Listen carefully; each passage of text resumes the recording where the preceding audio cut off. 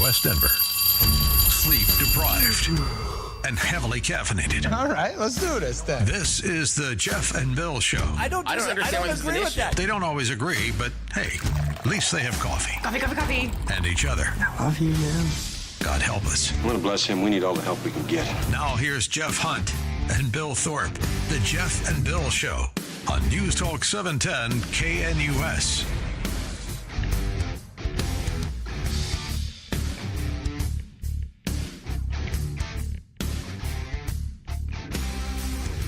It's 6 a.m. in the Mile High City on this Wednesday, May 21st, 2025. Good morning, Denver, Colorado. You've tuned in to the Jeff and Bill Show, News Talk 710 KNUS.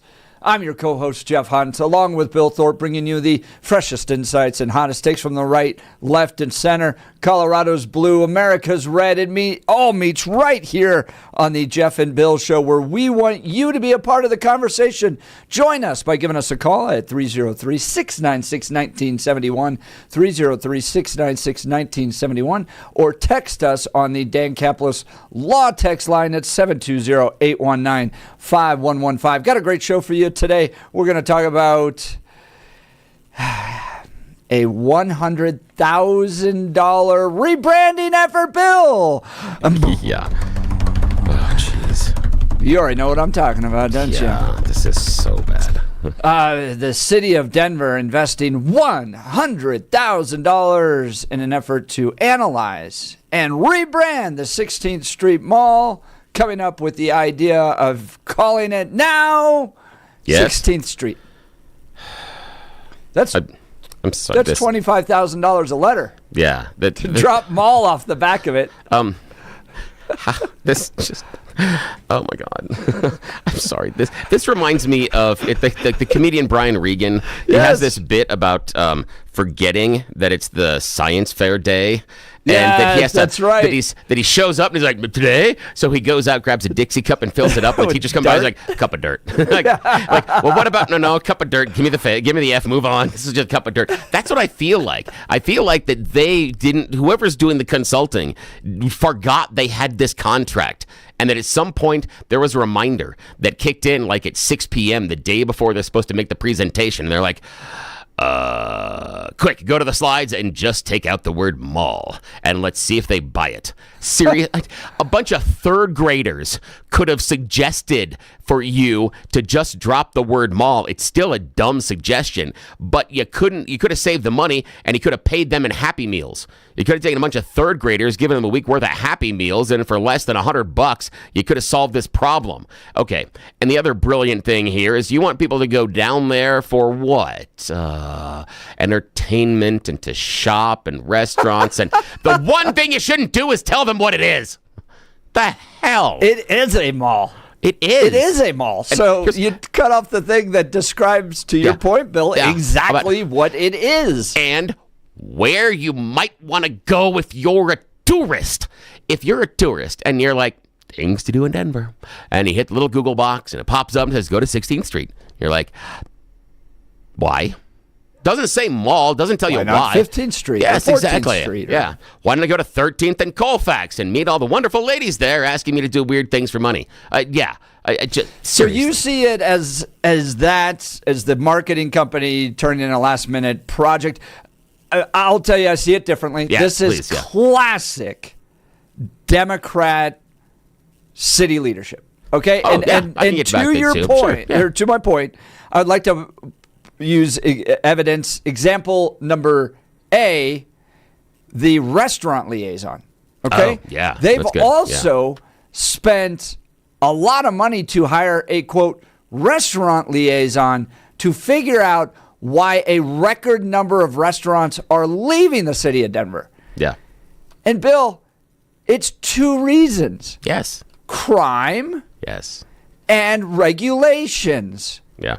Like minimum wage. Well, I would put a third one, lack of foot traffic in certain areas, especially downtown. Yes. Yeah, just complete lack of foot traffic, which is part of the problem with the crime issue. Exactly. Yeah, so that's part Bill, of it. we figured it out. Yeah. In 15 seconds. Yeah. We don't need a restaurant liaison to be hired with taxpayer dollars to go out there and do a whole bunch of research. They're going to come up with a report that we just laid out for you. Yeah, and I'm pretty certain that all restaurant owners, you walk in and go, would it help if you had more customers? Yes, that would help my business. Would it help if you had fewer regulations? Yes, that would help my business. Thank you.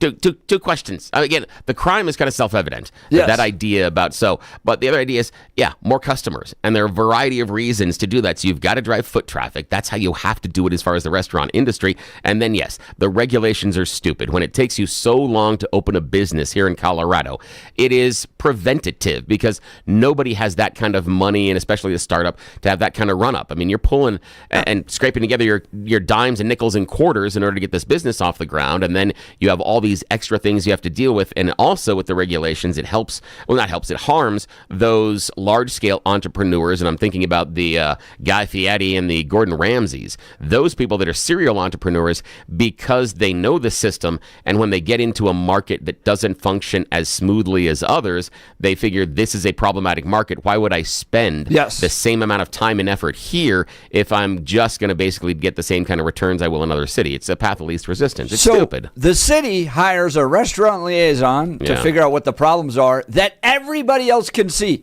Yeah. Another example, this rebrand 16th Street Mall.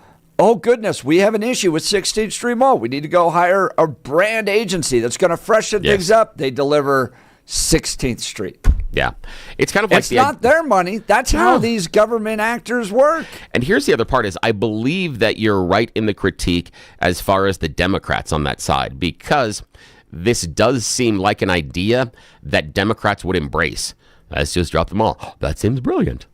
I would think that people that had more more experience in small business and stuff thinking, that seems dumb as far as branding. How do I know what we're doing? I mean, even with Walmart, the mart's on the tail end as far as giving you the idea of shopping. Yes. Target chose the name because that's where you'll find what you're looking for. That's kind of the reason. There's a reason they called it Radio Shack, not shelves of electronic crap. There's a reason that your name and your branding is supposed to tell people kind of what you do. It's, you go to the Panda restaurant thing. It's Panda. You think Chinese food? Panda Express. Come on, people. Look, for those of us that live in Colorado and are natives, Bill and I are both natives. Yeah. Colorado does this from time to time, and guess what? We just ignore it. It's still Mile High Stadium. Yes, it is. It's still DIA. Yes, it is. So I think Coloradans will shrug, but what drives me crazy is that in the midst of a budget deficit, a problem where they're cutting services to the actual people, police, healthcare, housing, all that stuff, those services that are important to people. In the midst of all that, they spend $100,000, $25,000 a letter to cut mall off the end of 16th Street Mall. Brilliant, guys. And this just goes back to my theory that Democrat voters elect the dumbest among them and then are shocked at the results. See, this would be something I would expect from a group of people in charge of city government that just sat around and had like a 35-minute meeting one afternoon and were just brainstorming ideas about how to change it. Let's just drop the name Mall. And again, the problem I have with this is you're cutting out the functional part of the name to tell people why to go there. Doesn't make any sense. You can establish a lot of names. Bass Pro Shop, Bass that fishing Pro Shop. You're looking at it sporting and outdoor. The name tells you what they're doing. Very few. The Art of Granite. Yeah, exactly. Art of Granite. Now again, McDonald's had to start out with something else. Okay, if I tell you all of a sudden that we are going to soon, this is okay, tangent here, but here's the idea. We are soon going to see an influx across the U.S. of a new restaurant franchise, Mr. Charlie's. You have no idea. If I told you, let's go to Mr. Charlie's, what's Mr. Charlie do? So Mr. Charlie's has to spend extra capital to tell you what they're doing. They actually lean into a lot of vegan options, and they're finding some success, and there are some franchisees that are moving Mr. Charlie's across the country, and it's a nice weird explosion inside of the restaurant scene. But you don't know what Mr. Charlie's does, so they have to spend time telling you, and that's part of the marketing. 16th Street Mall tells you what it does. So now the geniuses running the city have taken away the descriptor and are now going to have to spend extra marketing capital, time, extra investment on telling you why the hell it's just a street that you have to go shopping on. It just doesn't make... There's Cherry Creek in the Cherry Creek Mall. Yeah, right. They don't just call it, come to the Cherry Creek, because people would show up in water wings. It just, oh, damn it. Just doesn't make any sense. People texted in saying, well, if you're going to rename it, why not just call it the 16th Street Slums? Be more accurate. Yeah, that's true. I talked to a guy when I was down there for one of the protests. I just figured I'd walk in and start talking to some of the shop owners about what it was like. Smart. This one guy had been there since its beginning, because this was created about 40 years ago.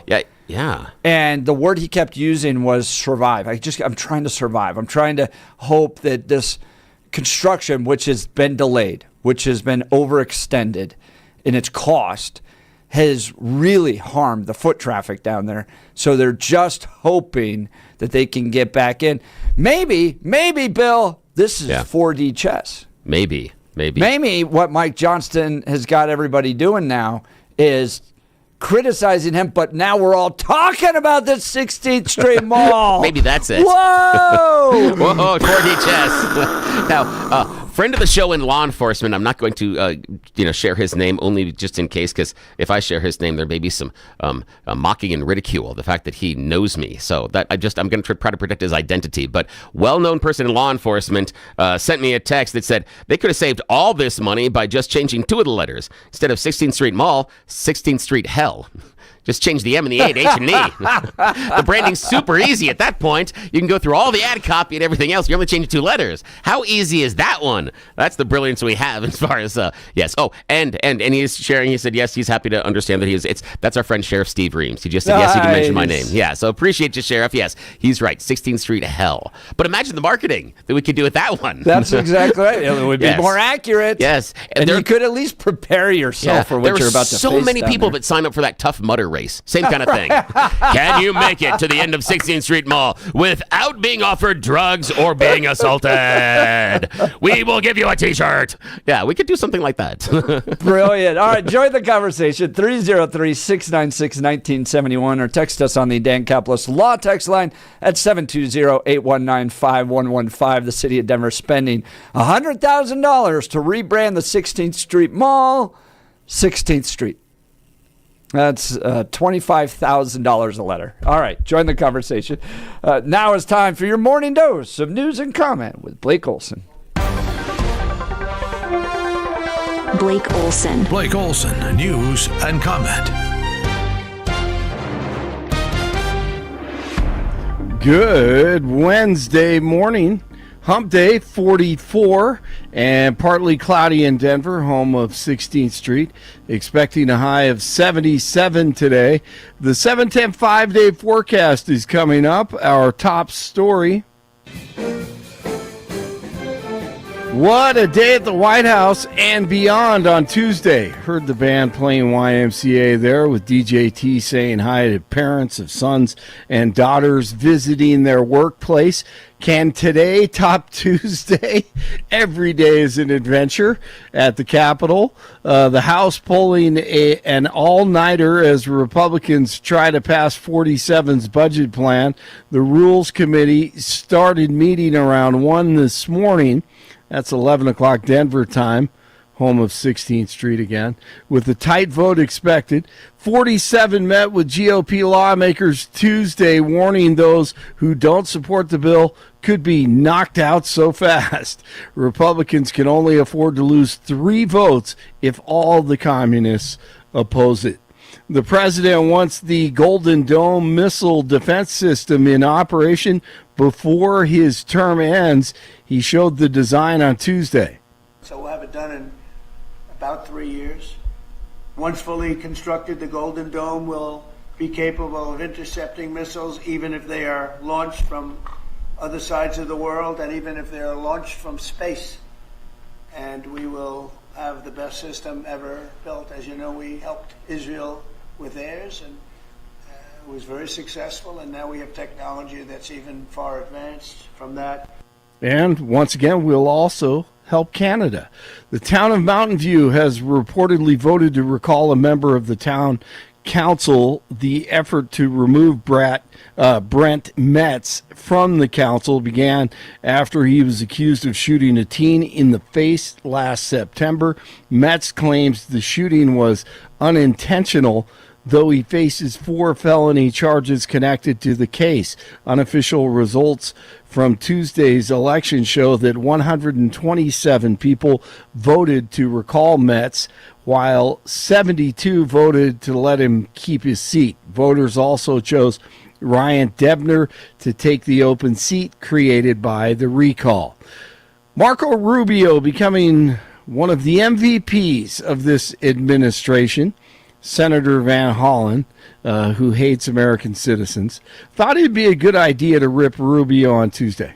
I have to tell you directly and personally that I regret voting for you for Secretary of State. I yield back. May I respond? You may sit. Well, first of all, your regret for voting for me confirms I'm doing a good job, based on what I know. Well, that's about just your a record flippant and what you statement, stand Mr. for. Secretary. Can I respond, Mr. Chairman? You may. I didn't ask the Senator, question. please let the Secretary have I'd be the floor. happy to, but then I can respond to his.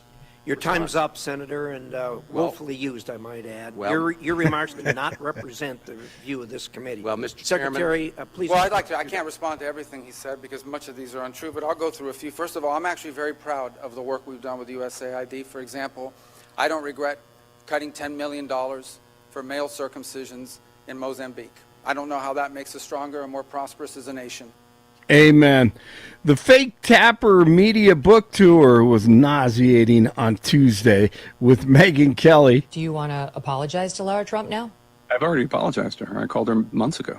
And what did she say? I mean, I don't want to disclose the contents of a private conversation, but I thought the conversation went well, and she has said this publicly, so I feel fine sharing it. She said that she would never mock anybody's stutter. But I mean, after we did the research for this book, and I realized how bad his acuity issues were, I called Lara Trump and I said, you were right.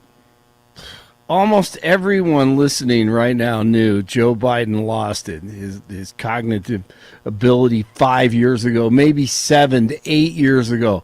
Just a great example of the fake news, propaganda, and dangerous regime that we saw the last 4 years. Hey, Blake, I'm going to jump in here just for a second. Yes. I don't know if anybody had seen, I don't know if you did, I was just talking to Jeff off air about Jon Stewart from The Daily Show and his critique of Jake Tapper in the book. I thought it was fantastic. Yeah, and basically, if everybody's missed it, basically the premise of Stewart is, wait. You want us to pay for a book to tell us stuff we already know and stuff you should have told us for free a year and a half ago. Yes. No, hard pass. Yes, thank you. Yeah, the entire he thing. said, isn't that what is news? Yes, exactly. Exactly. What is news anymore? Yes. No, I thought it was great. That I'll was a try to perfect pull critique. it up. Oh, no, and don't worry about it. I'm not a fan of Jon Stewart, I know. but you are correct. Yeah, but every It once in was a while, excellent. when the pig finds a truffle under the under the soil, Right. sometimes you got to give him some, give him the props. But yeah, okay. Isn't that what news is? So you're supposed to tell us what's going on Yes, right exactly. now. Yes. But you wait 4 or 5 years. Yeah, so I can sell a book. That's great. Yes, right, exactly. So that whole thing. Listen, I listened to probably 6 interviews from Fake Tapper on Tuesday. It was so bad. I did too. Yeah. He's paying the price, but I bet he's selling a bunch of books. Oh yeah.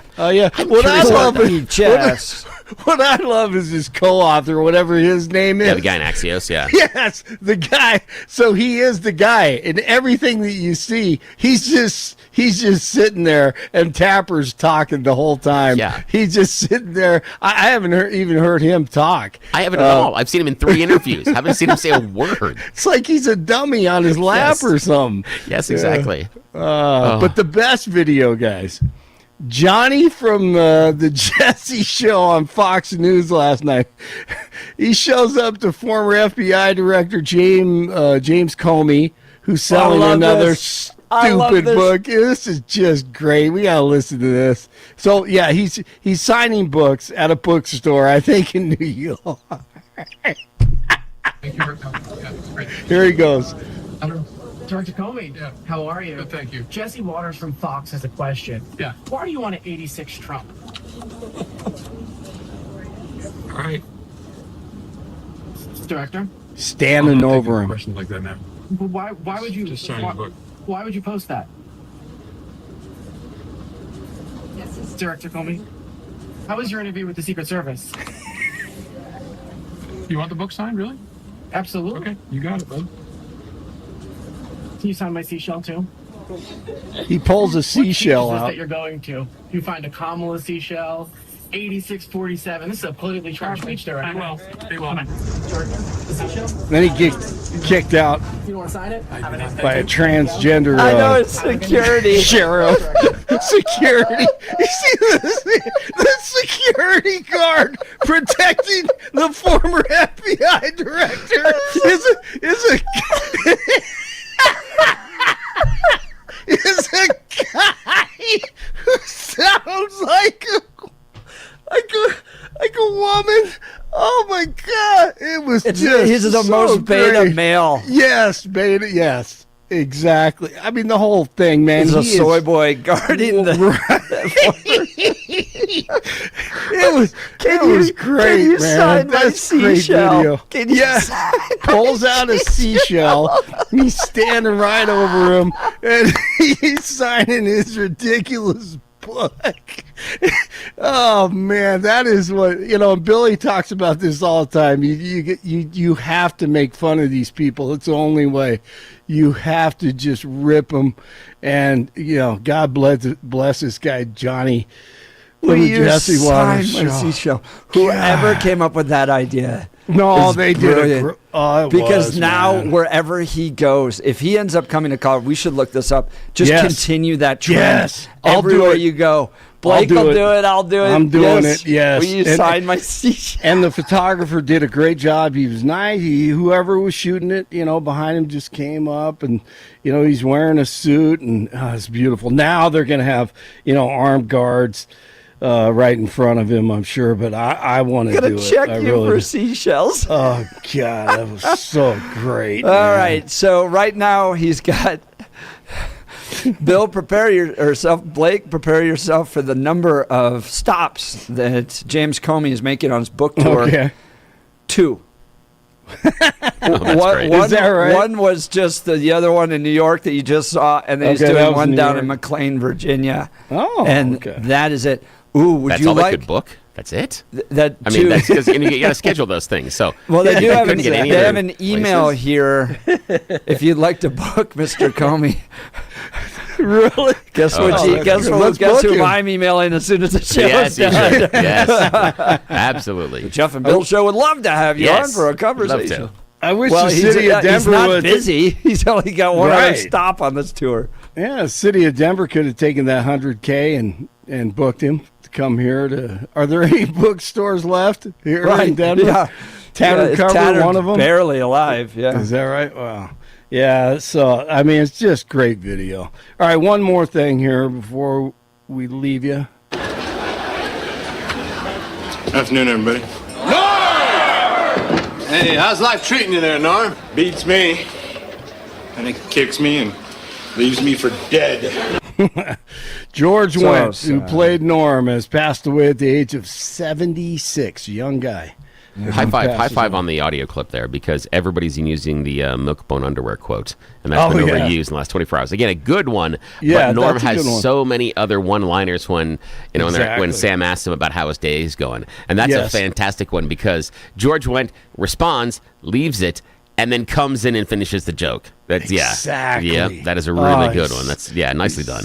Well, Good job. thank- I love do that people one. go I to remember bars that one. anymore like that? Yeah, Just good question. Yeah, I spend was in one time? last night. But I Oh, mean, yeah, like, well, like on a regular basis, Trivia. Oh, every yeah, day yeah, after yes. work, they still do. Yes. I know them. And again, not because I'm always in the bars there, because I do bar trivia. So I know the people that are the regulars. I know the bartenders, and I always chat with them. Again, how's business? I was talking yesterday, and bar I was at, the guy's like, yeah, it's been a little slow later in the week. Weekends have been solid. But yeah, they're regulars. Yeah, and they know them. So yeah, people do. I don't good. know. That's you know. good. Yeah. That's good. It's a good place. Good place to meet. And Norm was great, man. Yeah, That's he sad. was. George George. Wendt passes away. All right, news brought to you by Lair Fireplace and Patio, Denver's premier source for everything fireplace, patio, and grills. Locally owned and operated since 1954. Online at lairfireplacepatio.com. Oklahoma City blows out Minnesota 114-88, Game 1, NBA Western Conference Finals. 42 in Westminster, 43 in Centennial, and 44 in Denver. Jeff and Billy continue. It's Wednesday morning. Blake Olson, News Talk 710 KNUS. Your KNUS forecast is a beautiful one this Wednesday for the Denver metro area. We're going to be looking at near to slightly above average temperatures today, and then especially so for your Thursday into Friday. Mid and upper 70s today, upper 70s and low 80s Thursday, low to mid 80s Friday and Saturday. Sunny to mostly sunny and dry today through Friday, lows near 50, increasing shower and storm chances this Memorial Day weekend. Weather sponsored by Colorado's Best Roofing, reminding you to protect your home from the harsh Colorado weather and schedule your free, no obligation roof inspection today at roofingcolorado.com. That's roofingcolorado.com. I'm meteorologist Mark Huer in the 710 KNUS Weather Center.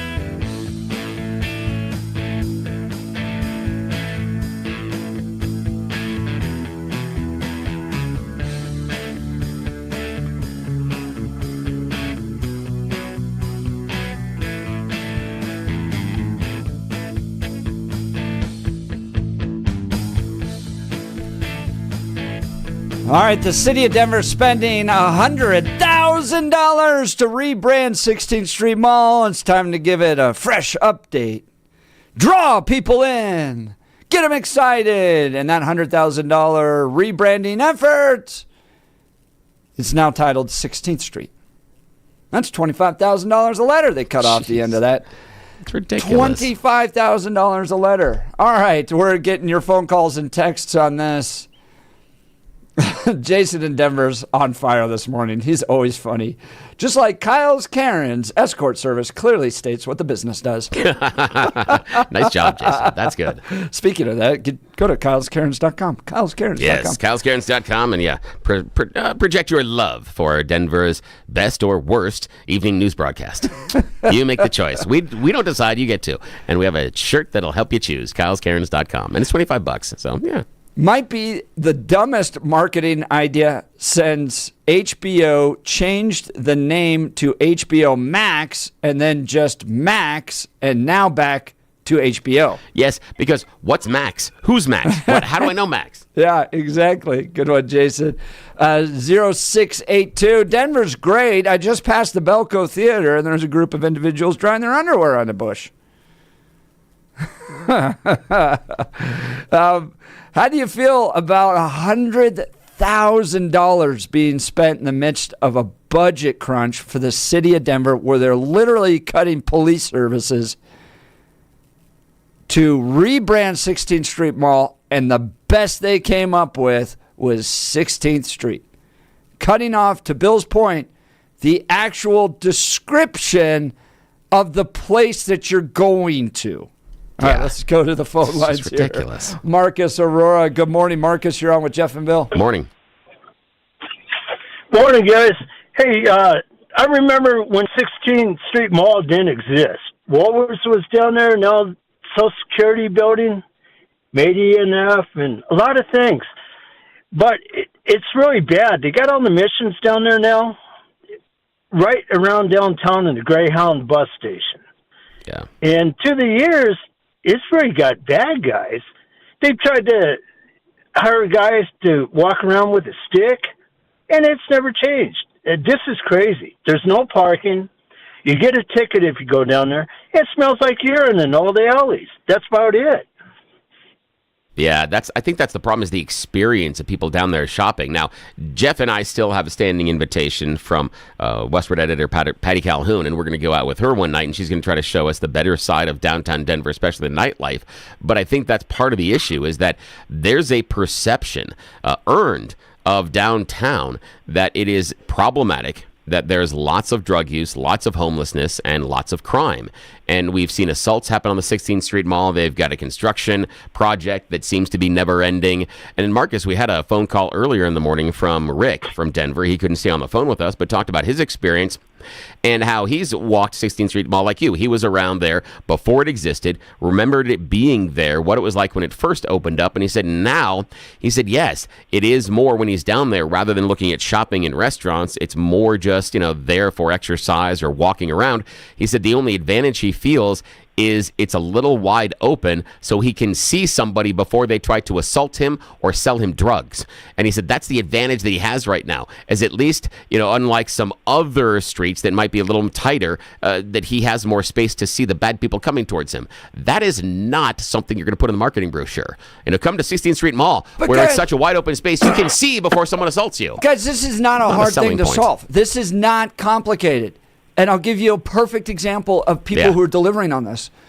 Look at George Brockler, Darren Weakley's press conference 3 months ago, right? Yeah. When George gets elected. And he just says, not in my town. And he brings up a big map and he's like, if you're going to commit crime, here is the road around the district I serve because I'm putting people first. And if you're breaking a crime, you're going to do the time. That's all it takes. It takes a mayor and a chief of police that are just going to go, not on our watch anymore. We're clamping down on you. Send a strong message. Get the police out there and make it safe. This is not complicated. Yeah. George, hey, I want to ask you guys, do you really believe this is going to work? I don't. No, not at all. This won't, and it won't work. One, because for their big grand reopening, they haven't finished the construction. So great point. If you're down there for the grand opening, it looks like it's not finished. So there's no reason to do it. It looks like a soft opening of a restaurant. If you would have the big grand opening of a new restaurant, Casa Bonita had a soft opening where they brought in people to kind of test run things. But when they did the grand opening, the thing was finished. They weren't there still trying to do improvements to Black Bart's Cave. They weren't sitting there and still installing the skee ball machines. The place was finished, and that's kind of it. And that's part of, and again, this is a reflection on the leadership and those in charge of the Denver Metro. They can't complete the project on time for the grand reopening, and their wonderful, brilliant move is to take away the descriptor of why you would go to the 16th Street Mall in the first place, because it's a mall. Now it is just a street. That is freaking stupid. It is phenomenally stupid marketing. Ridiculous. I agree. Yeah. It's like going to Kentucky Fried, and they're like, we are now Kentucky Fried. Kentucky Fried, what? What are we serving? What is that other street that's kind of nice down there where they always hang the flags over? Oh, Larimer. Larimer Square. Yeah, Larimer Square. All right. Yeah. So another point being... Like, you're drawn to something that is unique. Yes, and I appreciate you acting it because of Larimer Square. Larimer is the street, but Larimer Square is a particular destination on the tail end on the south side, right near where the theater district is. And it sets itself apart and is designated as such. And so people go down there for the square. It's drawing people to that. Back in the day, Marcus, you've been around here long enough. Now, if I would have told you back in the 80s, hey, you and I, man, let's go jump in the car. Let's throw the cassette in there. We're going to crank the Metallica. We're going to Villa Italia. Villa Italia what? Villa Italia Mall. Villa Italia Mall. There are things in there that are descriptors that tell you where you're going.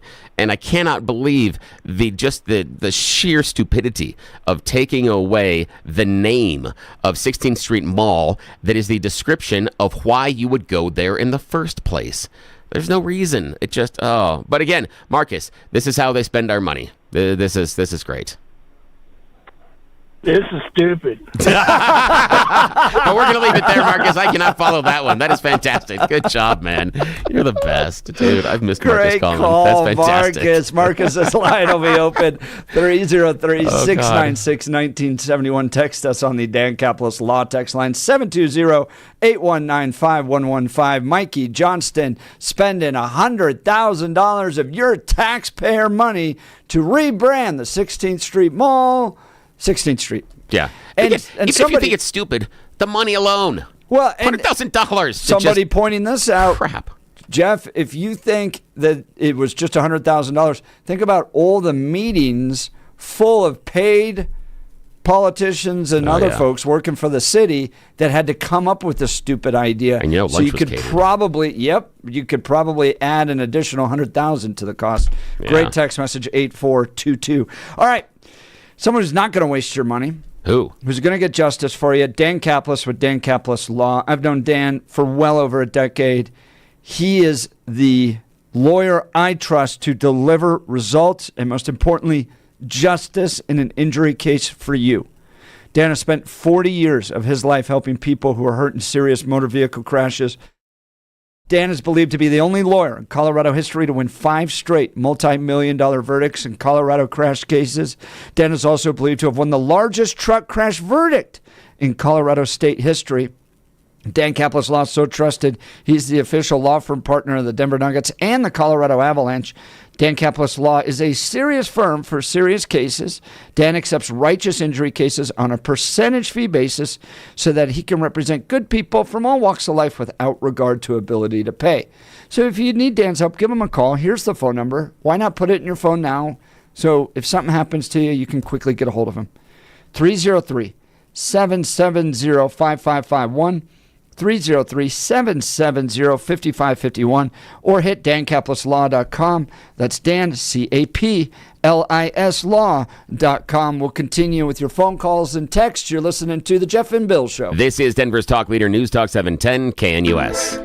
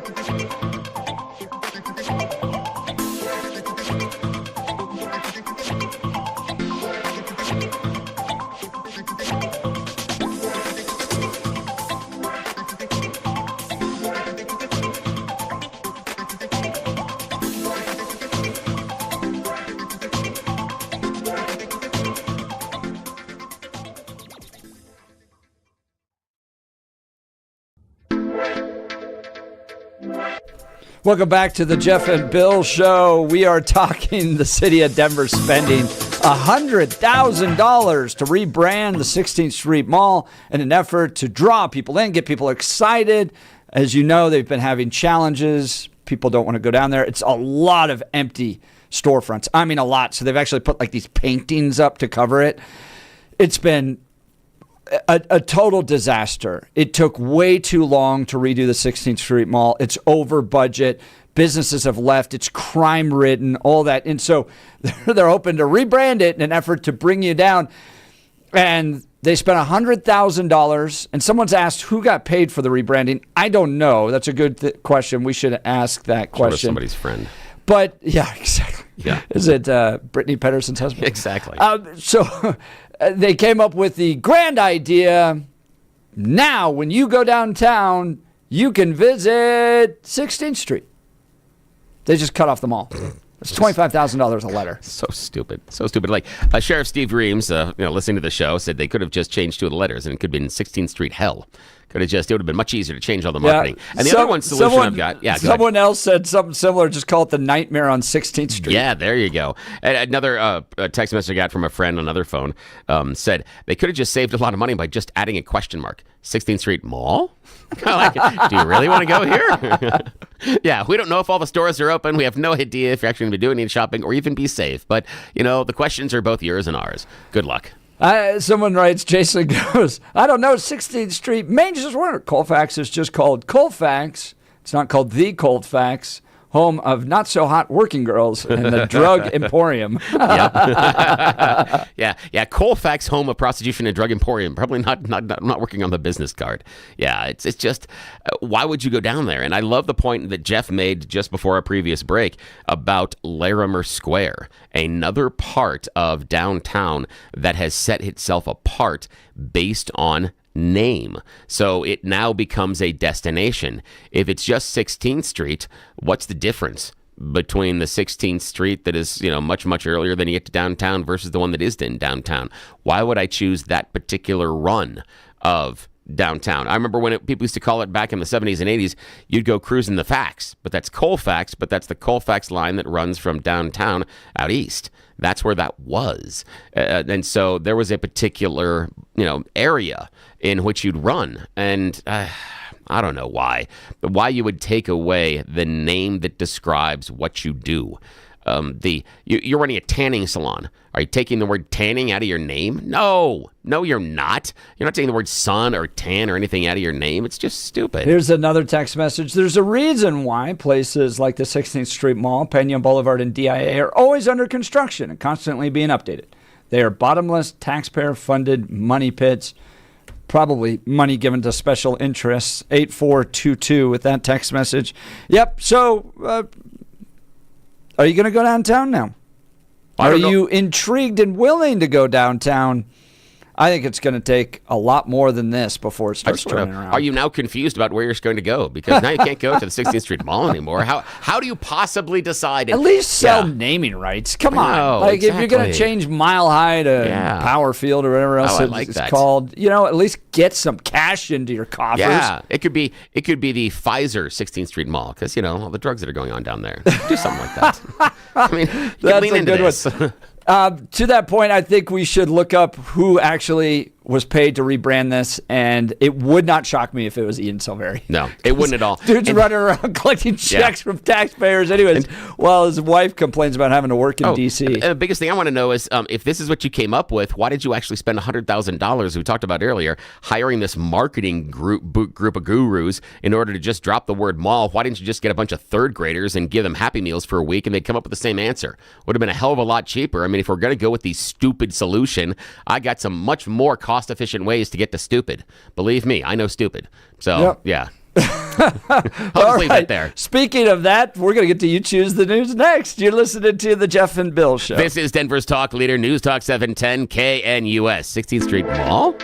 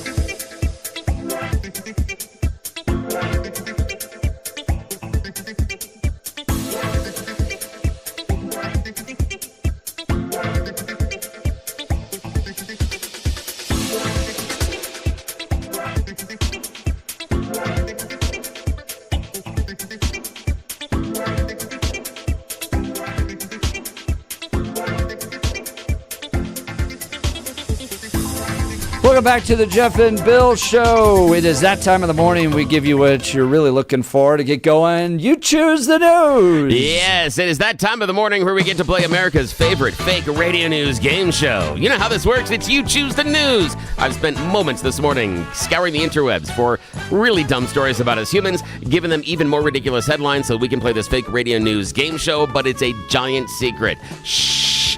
Don't tell anybody, because here in about 10 minutes, those that are responsible and in charge and can make all the big decisions finally wake up. So Jeff and I are going to take full advantage of being left unsupervised. Here we go, and as always, we want to drag other people into our lawlessness. That's why Blake Olson joins us from the newsroom. Here we go, gentlemen.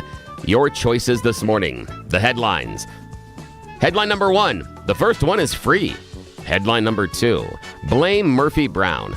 Headline number 3. It's just your imagination. And headline number 4, hidden in plain sight. Mr. Hunt, Let's start by blaming Murphy Brown. Yeah, we should really blame Murphy Brown. That's where all this started from. As people may remember that old 80s sitcom character, but Russia is actually going after a series of newer TV shows like Game of Thrones, Harry Potter, and Sex in the City. It's an effort to purge what they claim to be a promotion of child-free ideology. Now, the development comes months after Russia has passed a bill banning what state-run news wires describe as the public propaganda of ideas voluntarily choosing not to have children. Yes, it is your duty as a Russian citizen to get busy. Now, for decades, Russia has been experiencing a plunging birth rate and population decline, and they decided, because it's Russia. TV. Yeah, exactly. Because there's no reason to have babies in Russia. Right. I can't wait to bring my children into this existence. Yeah, this is fantastic. So they're expecting Russia's population to fall dramatically over the next decade or so. On September 1st, an order by Russian telecommunications regulator said they were going to ban child-free ideology in local media. However, they said that in Harry Potter, they couldn't figure out why. They just were mad at all the wizards. They cited Professor McGonagall and said, well, she didn't have any children. However, we don't know if this was a conscious choice or something that didn't work out, or maybe she just couldn't. But still, we're mad, so no more Harry Potter. Yeah. And again, the TV, In other words, I mean, if they ran an entire channel of porn, would they encourage people to go and have a lot of sex? I don't think so. Again, guys. Okay, well, maybe here we just go. turn things around. Yes. In your country. Yes, make it more attractive to have the kids. Right. Maybe that will help out. Well, we're silly though. Turnips and vodka. Yes, That's a living. Yes, exactly. All right, and maybe sending a bunch of your young men to the front line to fight in a war in Ukraine. That doesn't help either. To deal with very rapey North Koreans. That's not going to help at all. All righty, now Blake Olson. Your choice, sir. First one is free, just your imagination, or hidden in plain sight. Just your imagination. It's just your imagination. Good luck picking out the books on the unofficial summer reading list from the Chicago Sun-Times, because you're going to have to find them in your imagination. Yes. Recently, the Chicago Sun-Times released their summer reading list. The problem is most of the books don't even exist. Yeah. How did this happen? Well, the Sun-Times has a vendor that they take things, those inserts that happen when you're in the Sunday paper. Now, in one of the inserts, they had a list of summer books, and it was wonderful. It said, you can dive into the multi-generational saga of Tidewater Dreams by Isabel Allende. Or you can have a science-driven story from Andy Weir and his story, The Last Algorithm. Or maybe Min Jin Lee's riveting tale set in Seoul's underground economy, Nightshade Market. But none of them actually exist. The vendor admitted they ran this thing through AI. They didn't fact check. No way. Yeah, some of the authors are real, but none of the books exist at all. Really? Yes, AI completely invented 15 books on the list. They're books to be written. Yes, exactly. That's what's going to happen. Yeah, so that's exactly right. What I love in this entire thing is that no one at their vendor nor at the newspaper before they ran this went, maybe we should look to see if these books are real. Not a single, and they're encouraging reading. Yeah, maybe we should read them. Yes, while encouraging reading, they didn't read nor look at the books. Right. Did they have covers for them also? Yeah, some of them, yes. Really? Yeah, that's just stupid. That's crazy. That's ridiculous. Alrighty, now, final choice this morning, Mr. Hunt. First one is free or hidden in plain sight. First one's free, please. Yeah, the first one is free. We know how that works in drugs, but it also can work in other aspects of your life. Yin Shen found this out recently in the country to our north, America's Hat, Canada. She was heading towards the lobby of her apartment complex one evening in 2022 when she was bitten by a leashed mini Australian shepherd that was being dog sat by another person that lived in the building. She was waiting for the elevator as she was walking by. The dog nipped her on the hand. The person had the dog said, "Oh, I'm so sorry. Usually she's so well behaved. I really apologize." She said she experienced increasing growing pain. She went to the hospital. She was treated for a superficial abrasion, but she decided to sue for nearly $5,000. The tribunal member that was hearing the case in Canada said, well, see, if the dog hasn't bitten before, it's very difficult to expect an animal owner to know that their dog is a biter. He said, pretty much every dog's entitled to one free bite. Case dismissed. Oh. Yeah. Which I think that's kind of nice. Yeah, I think every dog should be entitled to one free bite. I just think that you need to use it wisely. So choose which person in your family or social circle or a member of your neighborhood needs the free bite. We all have someone. We all know there's someone that needs a free dog bite. Just saying, now you have the option of a free one. May not be a good suggestion. I'm not a lawyer, so don't listen to me. Alrighty, that's the end of You Choose the News. Back to you, sir. All right, coming up in the next hour, the FDA limiting future COVID-19 shots to older people and those at risk of serious infection. So the day of the boosters over. We'll get into that next. You're listening to The Jeff and Bill Show. This is Denver's Talk Leader News Talk 710 KNUS.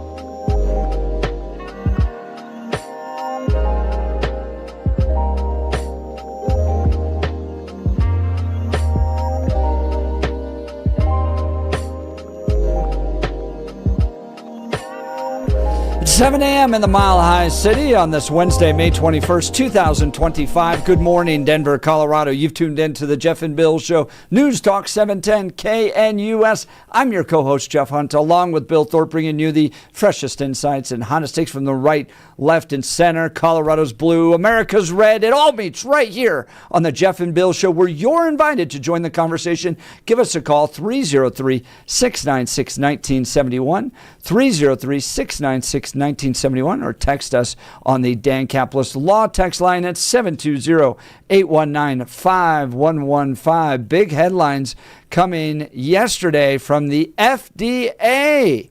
They may limit future COVID-19 shots to older people and those at risk of serious infections. They're rethinking the yearly boosters, especially for healthy folks, and pushing for trials to prove that if the 17th dose really matters for someone who's really had multiple shots of or infections. With trust in the CDC already shaky and booster uptake very low, this could be a game changer, or is bureaucratic overreach. Is the FDA finally listening to science, or just adding red tape? Should we keep encouraging boosters without clear data that is benefiting people? Did you get the shot? Do you regret getting the shot? Never got the jab. Never getting the boosters. But it seems to me that most people aren't getting the boosters anymore. What's behind all this? And is this RFK Jr. madness? We'll get to this issue this hour. So give us a call, 303-696-1971.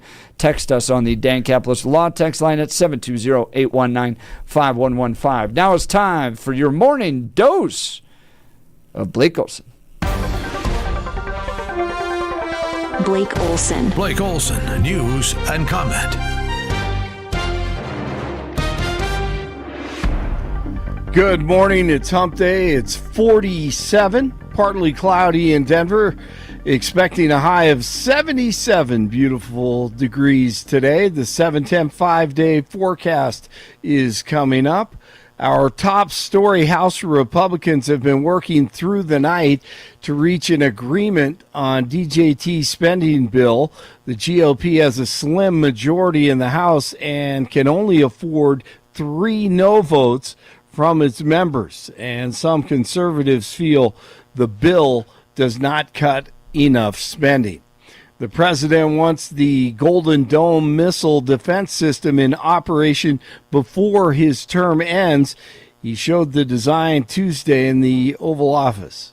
Today I'm pleased to announce that we have officially selected an architecture for this state-of-the-art system that will deploy next-generation technologies across the land, sea, and space, including space-based sensors and interceptors. And Canada has called us, and they want to be a part of it. So we'll be talking to them. They want to have protection also. So as usual, we help Canada. Walmart pushing back against 47's comments about having to raise prices because of tariffs. The retail giant recently warned customers about potential price increases due to the tariffs. Trump replied that they should eat the tariffs. Walmart's CFO says, however, that the company has not seen price increases at this magnitude. The Summit County Sheriff's Office says the body of a missing person has been found near Wichita Mountain. The body was recovered Tuesday afternoon in an area southwest of the North 10-Mile Creek trailhead. The sheriff's office did not release the name of the person found, saying only that they had been reported missing from Frisco. An autopsy will be done to verify the person's identity and determine the cause of death. Marco Rubio is one of the MVPs of this administration so far. Senator Van Halen, who hates American citizens, by the way, thought it'd be a good idea just go ahead and rip Rubio on Tuesday, and Rubio just relentless. Love it. We deported gang members. gang members, including the one you had a margarita with.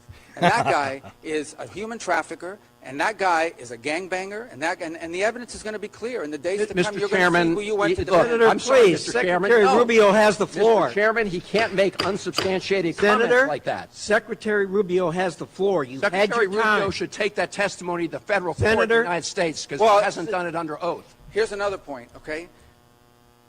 There is a division in our government between the federal branch and the judicial branch. No judge in the judicial branch cannot tell me or the president how to conduct foreign policy. And former Epstein lawyer Alan Dershowitz on Benny Johnson says that Cash and Bongino and Pam Bondi, they need to release all these videos. And does he think Epstein killed himself in jail? Have been. I'm not a skeptic about the fact that he didn't do it alone. He could not have simply killed himself alone.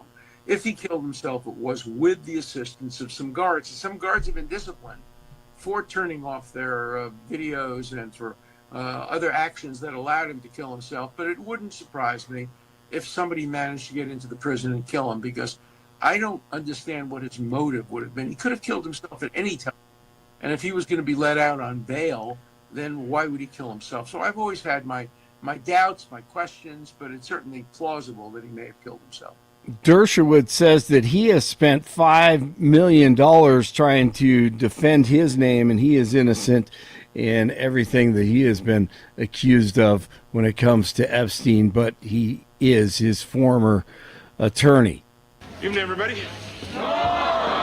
Hey, Mr. P, how goes the search for Mr. Clavin? Not as well as the search for Mr. Donut. Cheers star George Wendt, who played Norm, he has passed away at the age of 76. Oklahoma City blows out Minnesota, no problem last night, 114-88 in Game 1 of the NBA Western Conference Finals. 43 in Parker, 45 in North Glen, 47 in Denver. Jeff and Billy continue.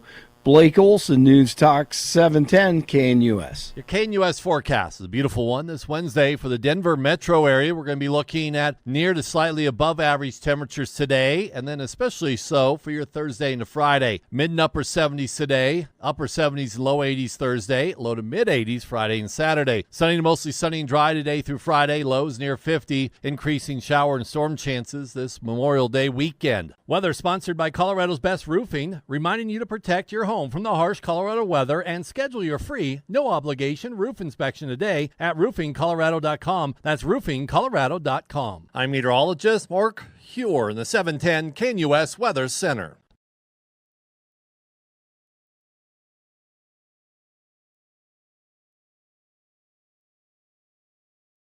All right, the FDA's Center for Biological Evaluation and Research, its director, and the FDA commissioner put together an editorial published yesterday in the New England Journal of Medicine.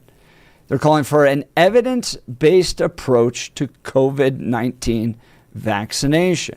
They point out over the past 2 seasons, uptake of the annual COVID-19 booster has been poor.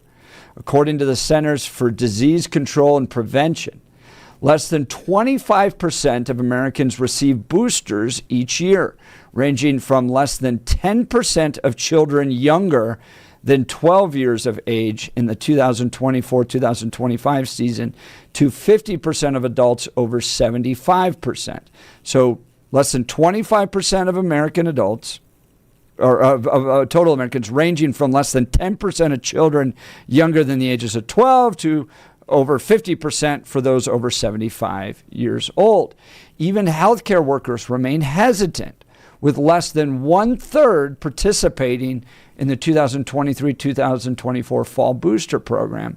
There may even be a ripple effect. Public trust in vaccinations in general has declined, resulting in a reluctance to vaccinate that is affecting even vital immunization programs such as that for measles, mumps, and rubella, the MMR vaccination, which has been clearly established as safe and highly effective. In recent years, reduced MMR vaccination rates have been a growing concern and have contributed to serious illness and deaths from measles. Against this context, the Food and Drug Administration seeks to provide guidance and foster evidence generation. Moving forward, the FDA will adopt the following COVID-19 vaccination regulatory framework on the basis of immunogenicity. That's a long word. Proof that a vaccine can generate antibodies in people. The FDA anticipates that it will be able to make favorable benefit-risk findings for adults over the age of 65 and for all persons above the age of 6 months with one or more risk factors that puts them at high risk for severe COVID-19 outcomes, as described by the CDC. So if you're old or you got risk factors, work to make sure you have access to the COVID-19 vaccination. For all healthy persons, those with no risk factors for severe COVID-19 between the ages of 6 months and 64 years, the FDA anticipates the need for randomized controlled trials with data evaluating clinical outcomes before biologics license applications can be granted. Insofar as possible, when approving a COVID-19 vaccine for high-risk groups, the FDA will encourage manufacturers to conduct randomized controlled trials in the population of healthy adults as part of their post-marketing commitments. So, bottom line, the FDA, recognizing that people aren't really taking the boosters and attributing their concerns about the COVID vaccine to other vaccinations that they say are proven safe and effective and important, they want to encourage pharmaceutical companies to have better trials with better data on the impact of COVID as it relates to healthy people, while lowering some of the restrictions and access to those vaccines for people that are over the age of 75 over the age of 65 and have one or more risk factors. Do you think this is a good approach, Bill? Yeah, this is totally reasonable. And again, I hate to bring this up, but on these airwaves with Peter Boyle's nigh 5 years ago, this is exactly, well, not exactly, but this is very, very close to what I said was going to happen because of how the virus and the type of virus it is and how it's going to evolve, that eventually it will be on par with flu and cold. It's a cousin of the flu and the cold virus, although it's active in the summer versus where flu and cold is more winter. So it's different seasonally. It actually makes it easier to study because it's summer rather than winter. There's some easier things that we can study with it. But absolutely, this is the direction it was going to go. This is the direction it was always going to go based on evolution, because this virus does not want to kill the host. This virus wants to increase its vectors of contamination or infection, and it also wants to increase self-reproduction and find a host that will transmit it.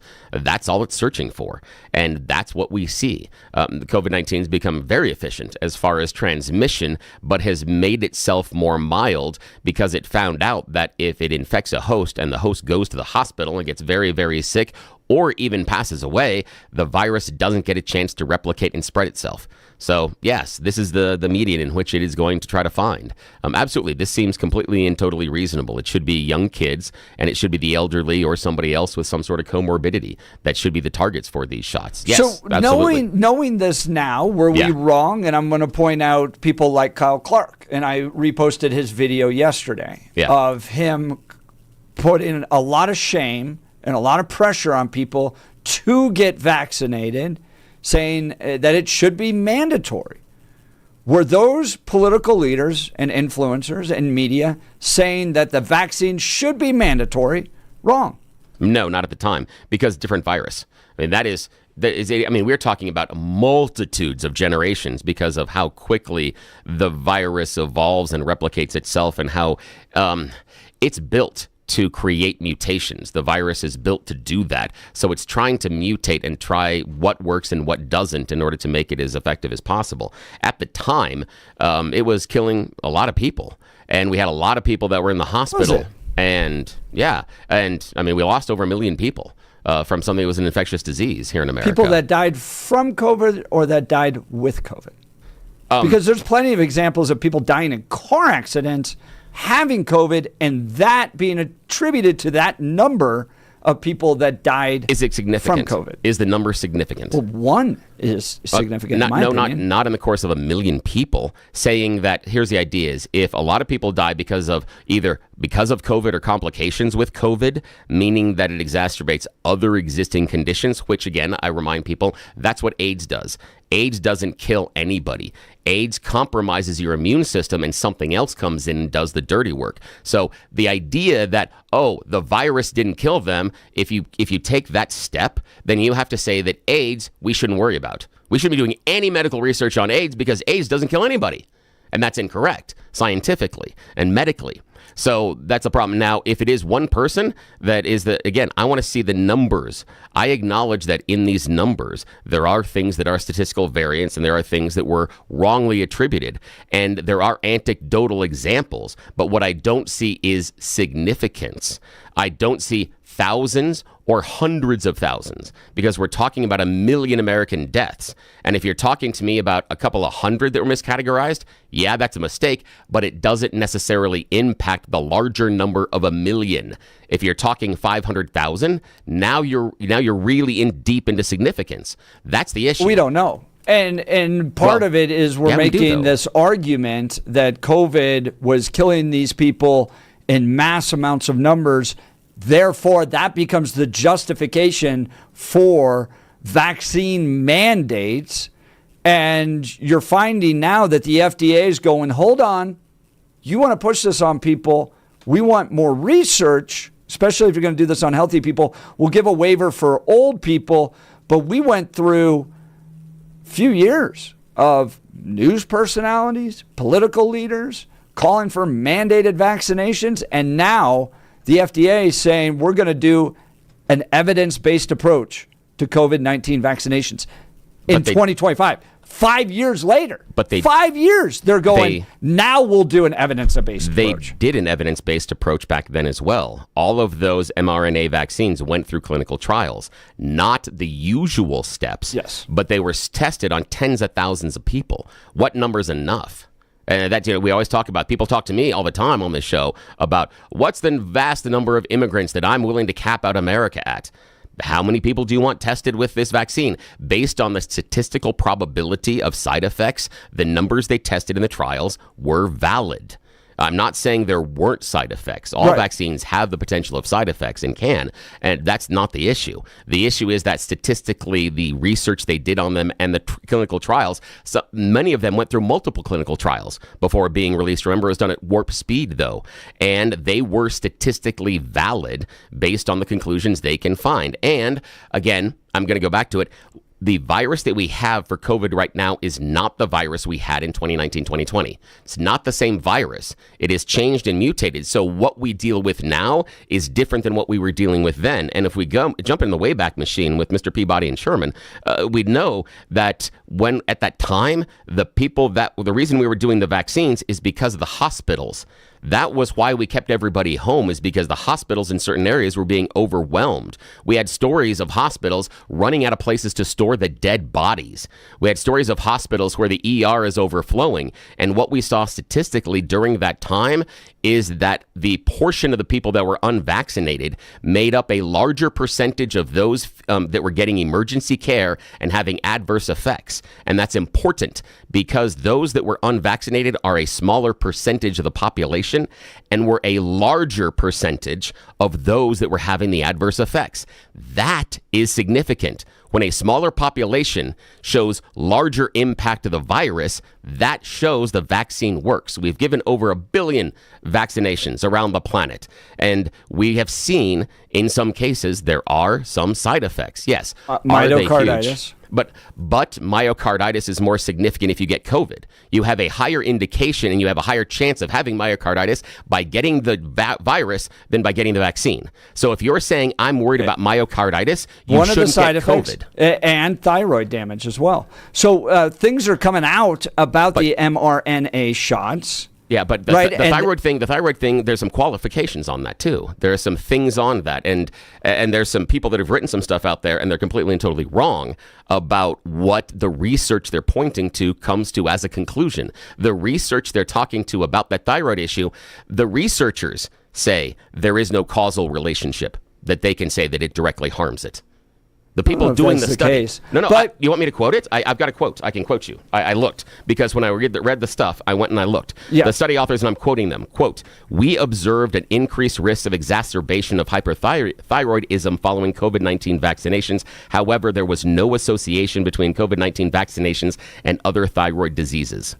That's what they found. And the reason, hold on, qualify that. Yeah. Say the first part and then the last part again. We observed an increased risk of exacerbation of hypothyroidism following COVID-19. Those are two separate things. Wait. Let me get all the way through it. Let me get all the way through it. Following COVID-19 vaccinations, however, there was no association between COVID-19 vaccinations and other thyroid diseases. If you look at the study, and if you look at the study based on hypothyroidism, it happens in both if you get the virus and if you get the vaccine. And it is in higher statistical probability if you get the virus. And it has to do with protein. In both cases, you're saying that, you can have these problems if you end up with COVID, but you're also getting these problems if you get the shot. Yes, but they are less likely if you get the shot than if you get COVID. So if you are that's what the research says. No, they're not. No, yes, it is. No, if you don't get either of them, you don't get any of it.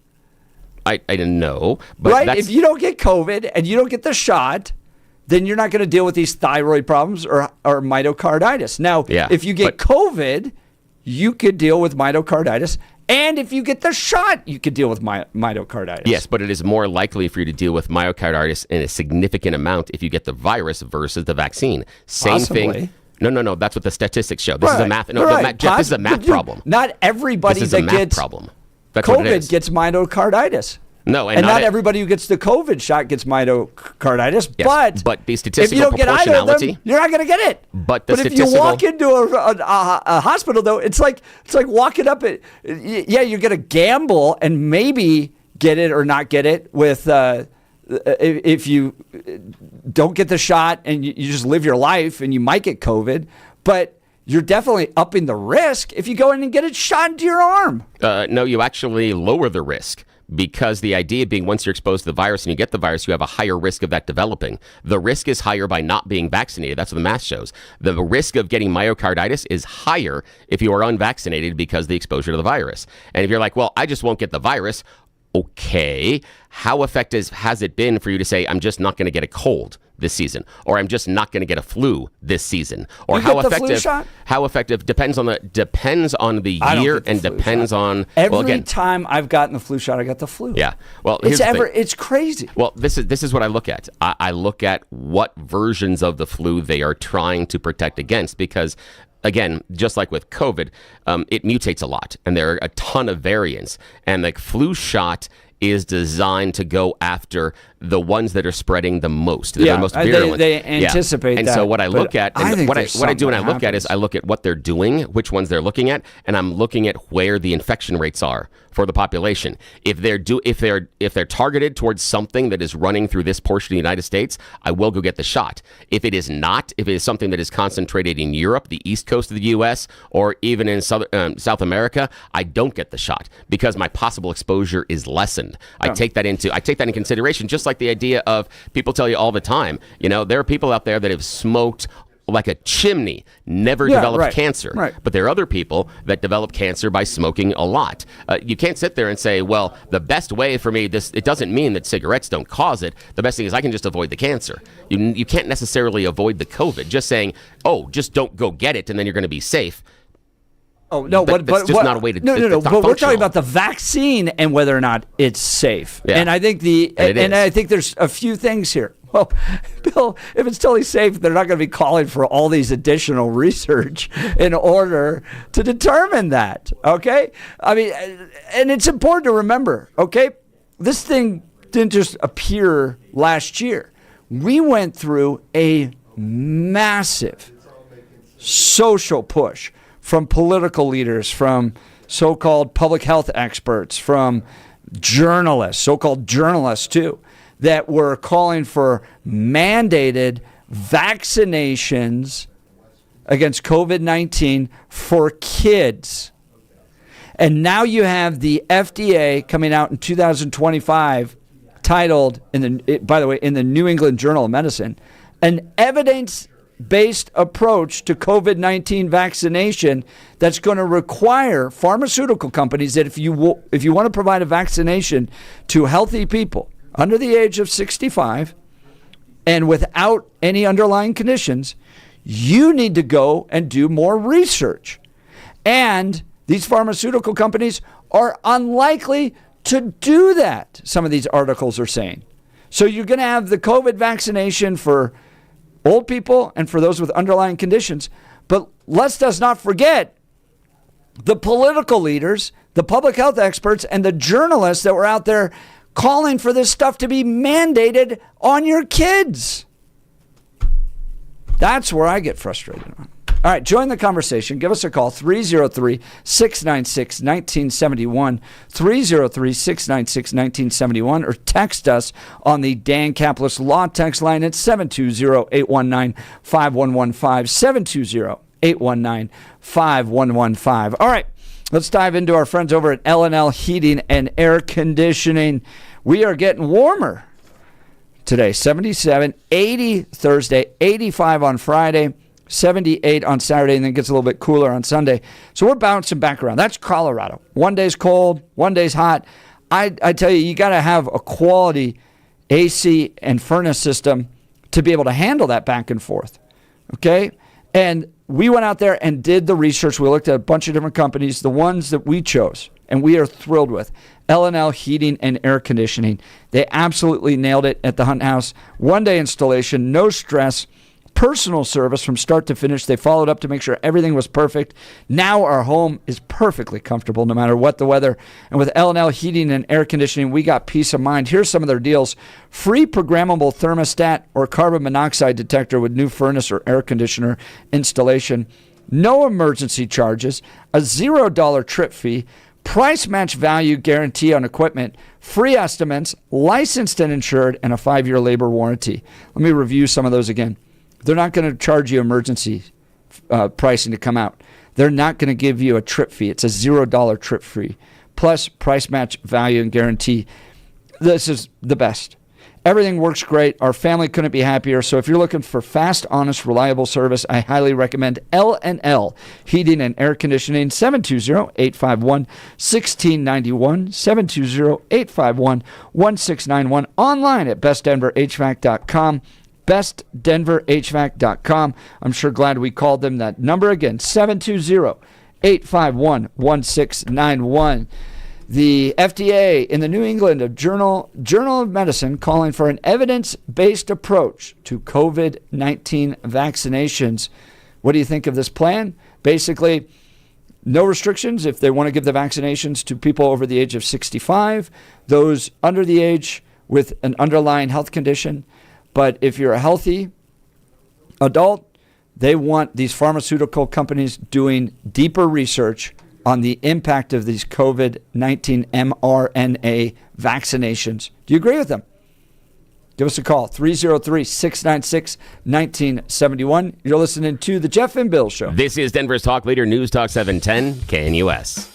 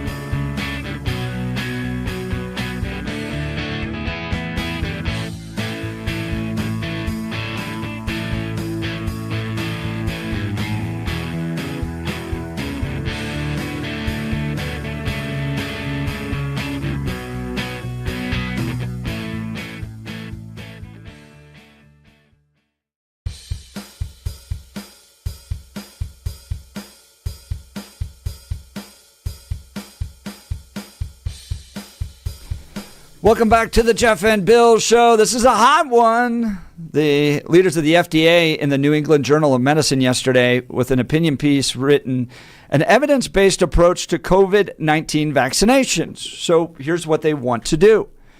They want to keep the booster accessible to those over the age of 65 and those under the age of 65 with an underlying health condition.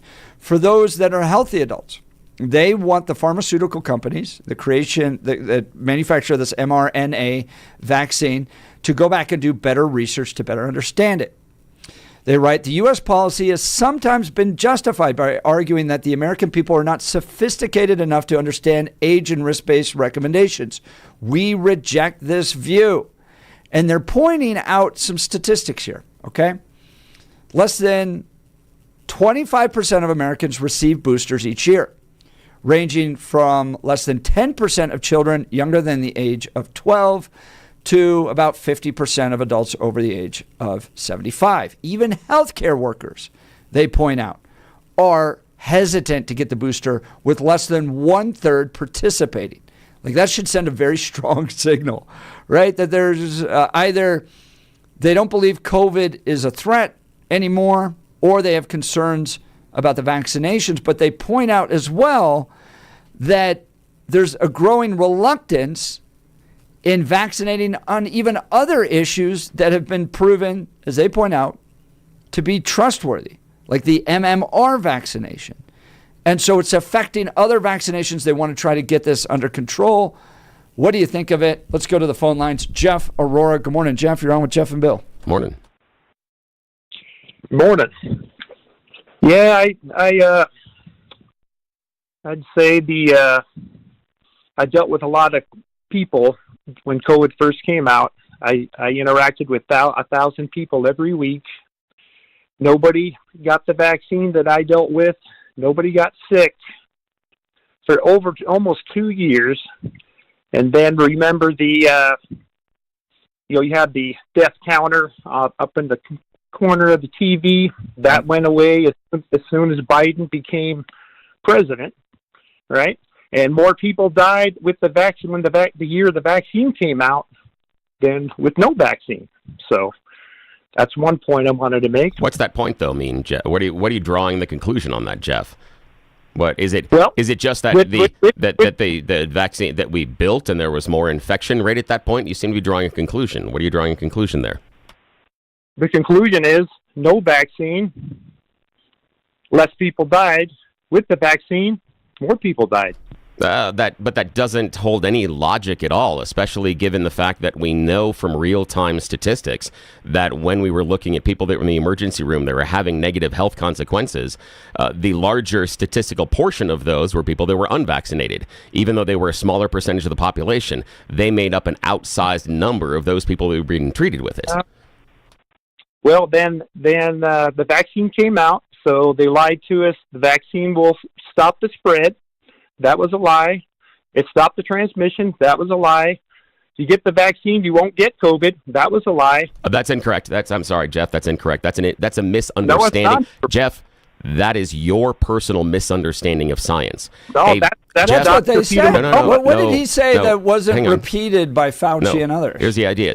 No, they didn't tell you that you weren't going to get the virus. It would always help you fight it. That is always how a vaccine works.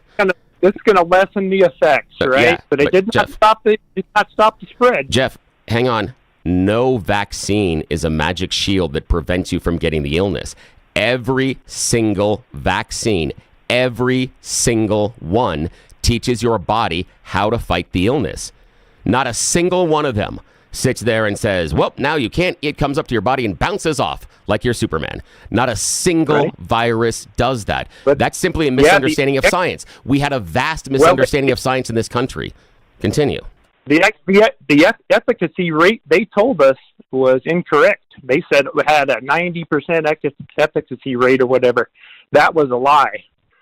So, I mean, Jeff, to your point, there's a lot of mistrust right now towards the medical community, and it comes precisely from the medical community, who got this one wrong in many ways. Or the American public that got it wrong. Just right there, Jeff had a misunderstanding about how a vaccine works.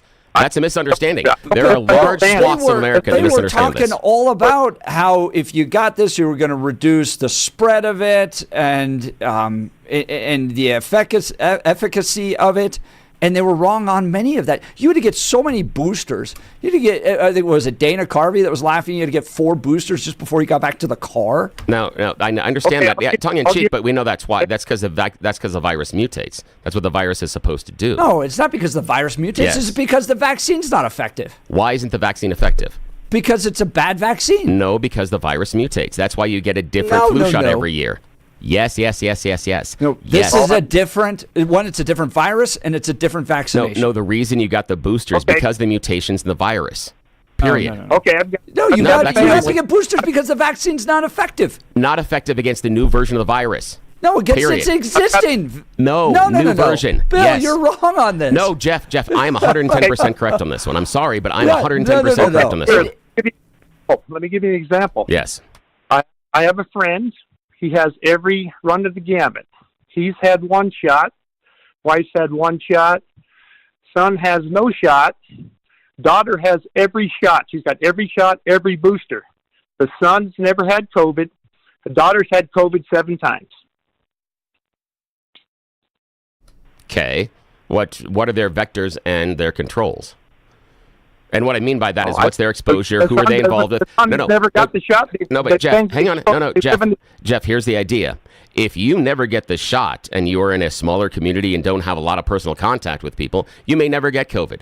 But if you're in a larger population and maybe work in a school, your exposure is larger. So what are the vectors involved?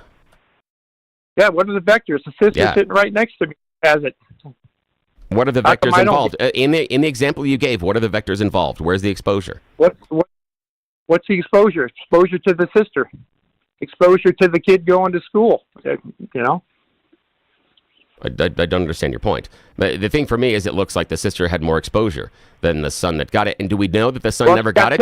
And here's the reason why. Jeff. We know that COVID doesn't always present as something that requires you to go to the hospital. Sometimes it presents merely as a runny nose. And this is why.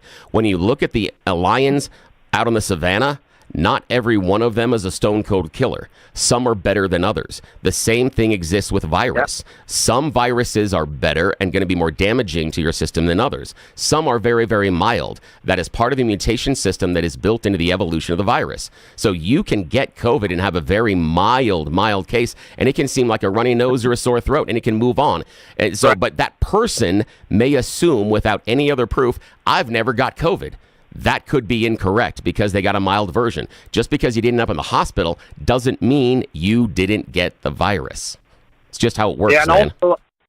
Also, you said hospitals were overrun and all this. I had multiple healthcare workers at different hospitals in the Denver metro area that said they were not overrun with COVID patients. So I don't know where you got your. That was for. Did you watch any of it? Did you watch any of the news coverage? I remember in New York, people leaning outside. Some of the news coverage I saw was staged. So they have all these people in the hall. There it is, staged. Okay, so that's what it is, Jeff. There we got to the core of it. You believe it was a setup. You believe it's a false flag. You believe it was a false flag, and all those people that were in the hospital were just paid actors. All of them. Okay, where did all the people go? It's not actor, it's the person waiting for Jeff, we have a million people that were in America prior to 2019, and we don't have them now. Where are they? Here, you want to go there? Let's go to Africa. How many people died in Africa? Jeff, I'm asking you directly. You said it was staged. Where did all those people that were pretending to die in the hospitals, where did those names go? Where'd they go? Where are those people? Or were they fake names? But they have a previous history. We can track them beforehand.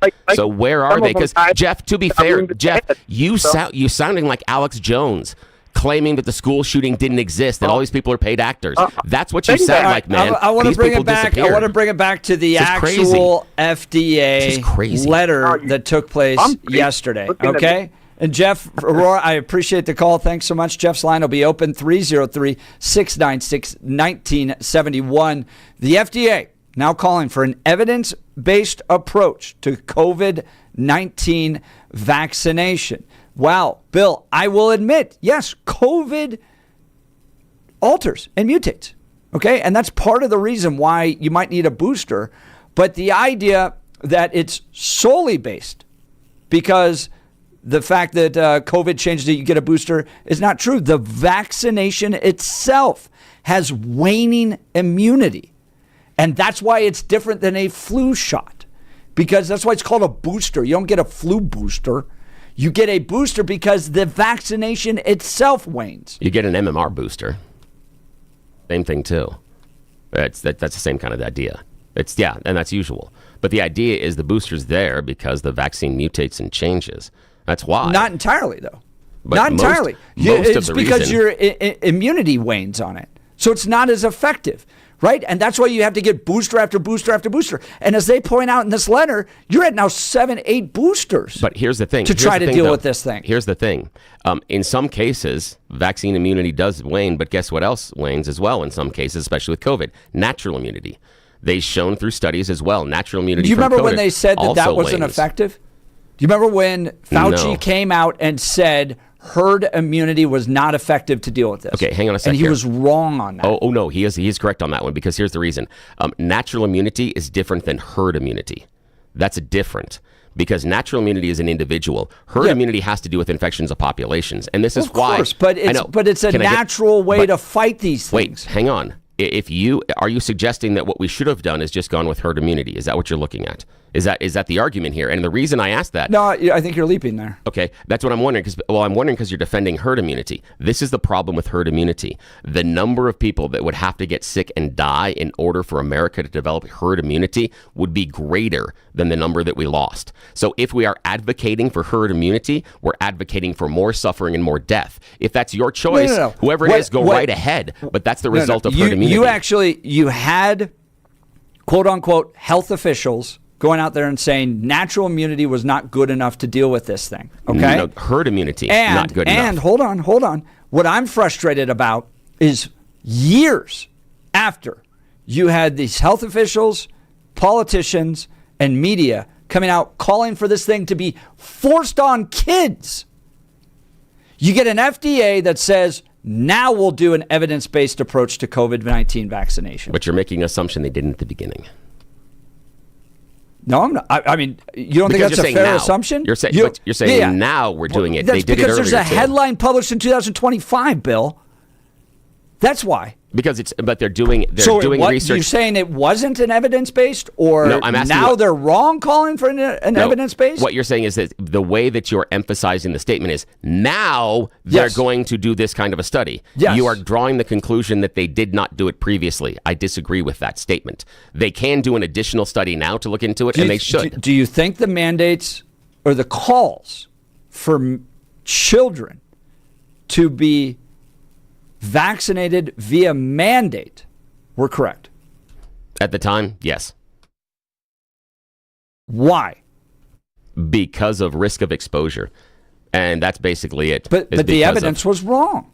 No, the evidence was right. There were a lot of people getting sick with it and many, many people in the hospitals. Yes. No, Bill, the evidence was wrong on that. No, Effectiveness of COVID? Are you like our last caller and you thought that those were paid actors No. in the hospitals? The evidence was wrong on the COVID-19 vaccination as it related to healthy children.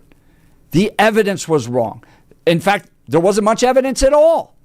And you had our elected officials, health officials, and media putting tremendous pressure to get kids vaccinated, even calling for mandates. Kids weren't dying of this.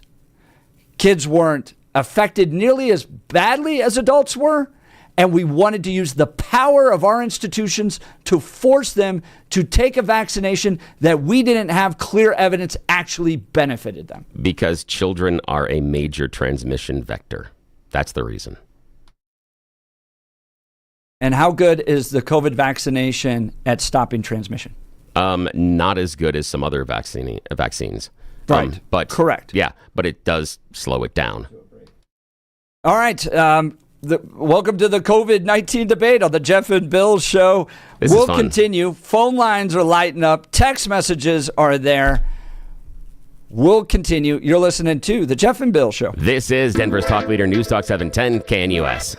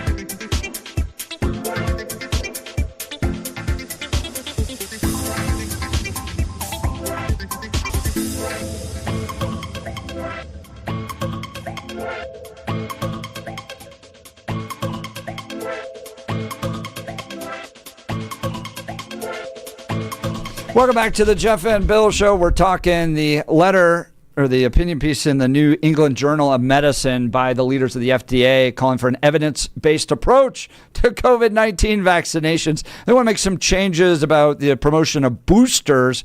But if you remember, this was everybody. The whole world was supposed to get this thing. Now they're going, well, hold on. Maybe just we'll save that for the old and feeble. What is going on? Let's go to the phone lines. Francis and Golden. Good morning, Francis. You're on with Jeff and Bill. Morning. Hey, guys.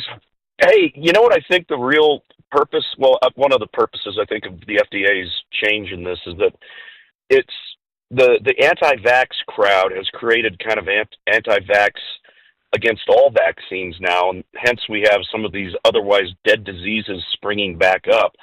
So in other words, if you're anti-COVID vax, you've become anti-vax globally, and it just is really dangerous and wrong. I think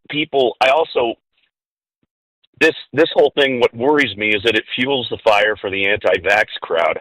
I think the COVID vaccine did exactly what it was supposed to do. And I mean, we were in a situation where, and, Billy's right, hospital beds were filled up. There was no room for care. They were throwing everybody on ventilators, which I think they found out was probably not the best idea. But, the reason for the vaccine was to help tamp it down and keep it from mutating. It was a very greasy vaccine, a virus. Yeah, of course it did. But most really? Definitely. Because it said it was going to stop the spread. If you got the vaccine, you got COVID, you couldn't give it to other people, and that was proven wrong. Let's not. Okay, this is where there's a little bit of historical reinvention going on here. It was designed to slow the spread. It was never supposed to prevent it. If you got the vaccine, you could still potentially get COVID. That was always, but it was going to keep the symptoms down. It was never a pure bulletproof. Francis, that's vaccine. Revisionism. I encourage you, go watch some of Joe Biden. Exactly go watch some of Joe out. Biden's. No. Go watch some of Joe Biden's statements. We don't have the audio here today, but he was saying you're not going to get COVID if you get this. You're not going to spread COVID if you get this. Those were fundamentally wrong. And I don't disagree with you that it probably lessens the severity of it. And I've gotten COVID. It's a terrible thing. It's not something that I think you just dismiss and mess around with. But again, go back to what they were saying, and maybe you and I can revisit this again because we're up against a break here. But and also, I can't go back on Joe Biden's statement as truthful in any regard. And Francis, I would advise you to not hide behind those. They were forcing this upon children. That's what really bothers me, and a lot of push by our government leaders to get this on kids. Hey, now they want to do evidence based. So we're going to pivot here. Too. Just Bill saying. and I will just continue the debate. You're listening to Jeff and Bill. KNUS.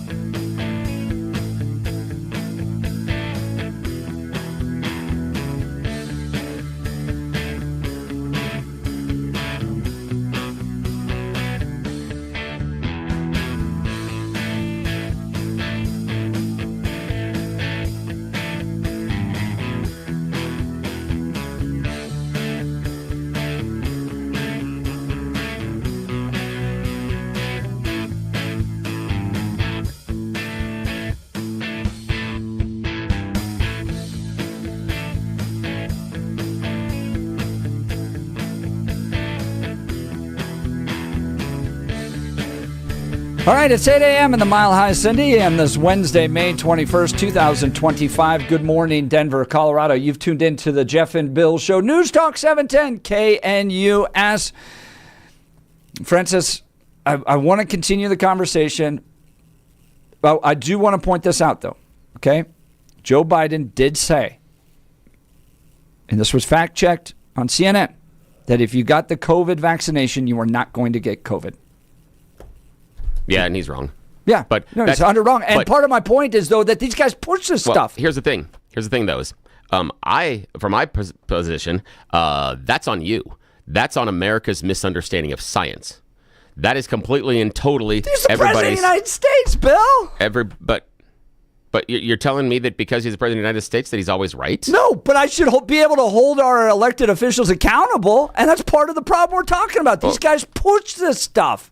Again, the idea is you're coming to a conclusion and saying they pushed it because of X when the results of Y actually worked, meaning slowing transmission and keeping people from getting as sick, which is the goal.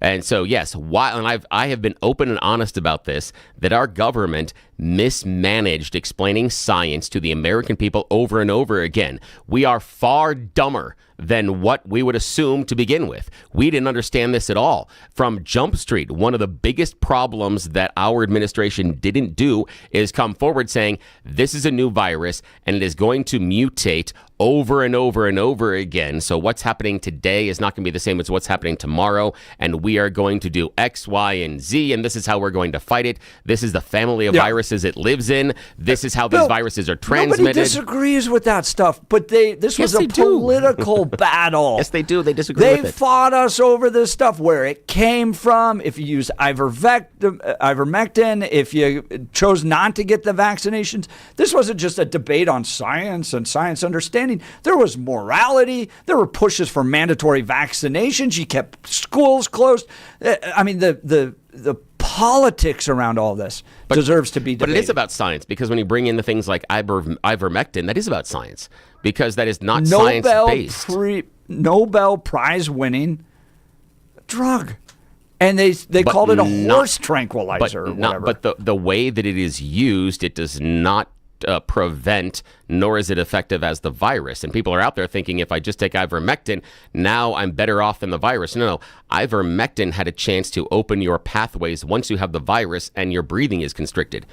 And full stop. That's it. That's all ivermectin did. Right, but Bill, that's not what they said about treatment. It. They blamed you, shamed you, all that stuff because snake oil salesmen were running around going, if you start not taking just because of that. Yes. No. Yes, they ran around. A horse drug. Yes, because people were running around, some people on this radio station saying, if you took ivermectin, it's better for you than the virus, than the vaccine. If you took ivermectin, it prevents you from getting COVID. If you take ivermectin, it prevents you from ever getting sick. They sold it that way. They had people that were not sick with COVID asking for ivermectin. It is a treatment once you're in the problems as far as breathing. That's when it is applicable. It actually can help you in some cases. All right. Yeah, very narrow, but taking it randomly doesn't help. We got to get to our actual guests, because you and I just keep going on this one. We got guys that took time to come join us. All right. Coming up after News and Comment with Blake Olson, Chris Goebel and Sean Bateman are going to join us. They're part of Fight 1312. Jared Polis signing into law the radical transgender bill, and now pastors openly preaching what could be a violation of law. You're not going to want to miss this audio. And what is going to happen to the church here in Colorado? We'll get to this. And the debate, I promise you, will probably just even get hotter. You're not going to want to miss this. Now it's time for News and Comment with Blake Olson. Blake Olson. Blake Olson, News and Comment. Good morning. Hump day, 52 degrees, partly cloudy in Denver, expecting a high of 77 today. The 710 5-day forecast is coming up. Our top story: House Republicans have been working through the night to reach an agreement on DJT's spending bill. The GOP has a slim majority in the House, and some conservatives feel the bill doesn't cut enough spending. Nonpartisan estimates say the original version of the bill could add $3.3 trillion to the deficit. This Biden auto pen scandal could be life-threatening to some in the swamp who may have taken massive payouts in exchange for thousands of pardons, as the former president was suffering from terminal cancer and losing his mind. Representative Tim Burchett from Tennessee.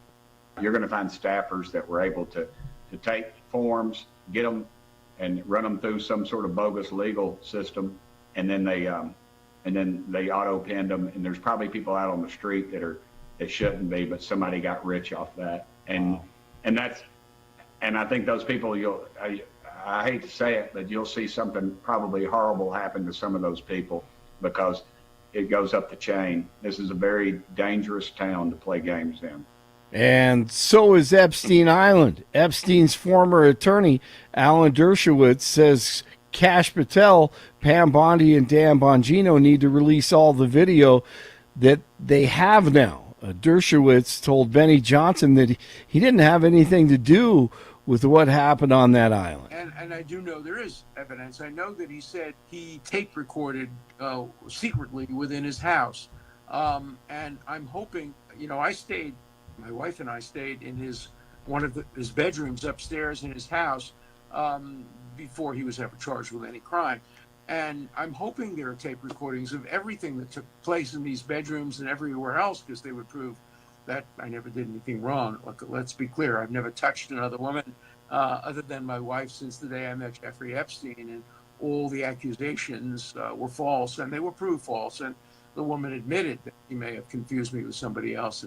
Heck of a confusion, and put my life through some terrible turmoil, and cost me $5 million in legal fees to defend myself.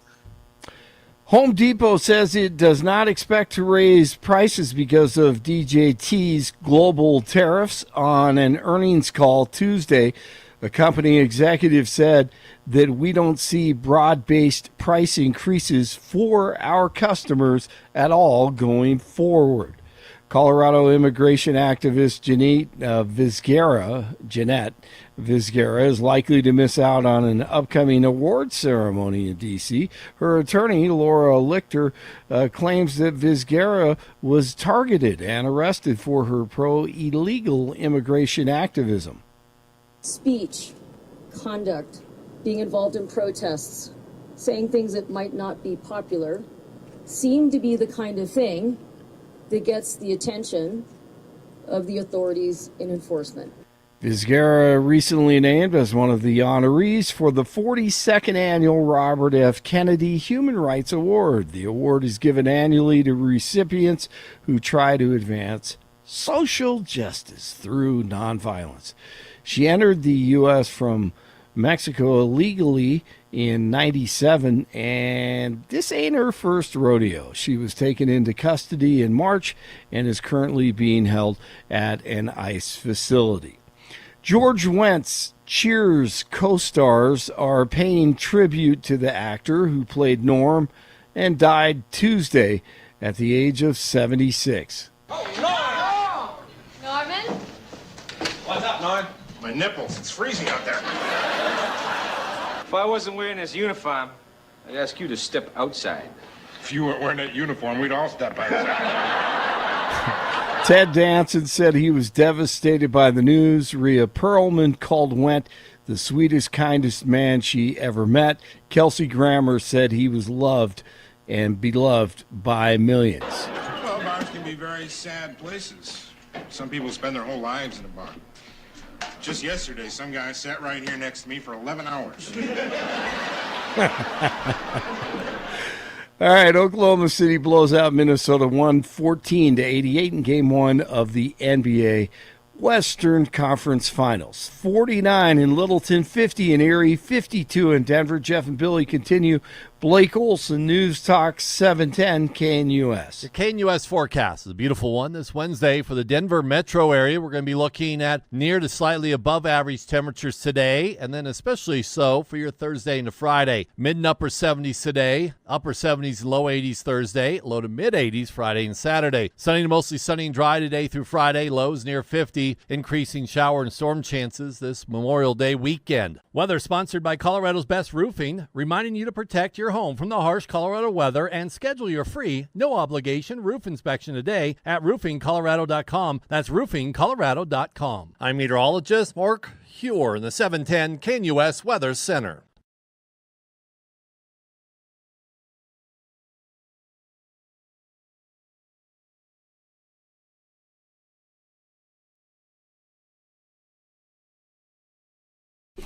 Welcome back to a very hot and spicy Jeff and Bill show, and we're going to continue going. So, Friday afternoon with no signing ceremony, quietly in the depths and bowels of the Colorado State Capitol, Jared Polis signs House Bill 1312 into law. And now, I never had any doubt that he was going to sign this. This is the radical transgender bill that's going to make misgendering or dead naming somebody a violation of law that you could be brought up on civil penalties with. And I mean, there's still a way that you could face serious fines.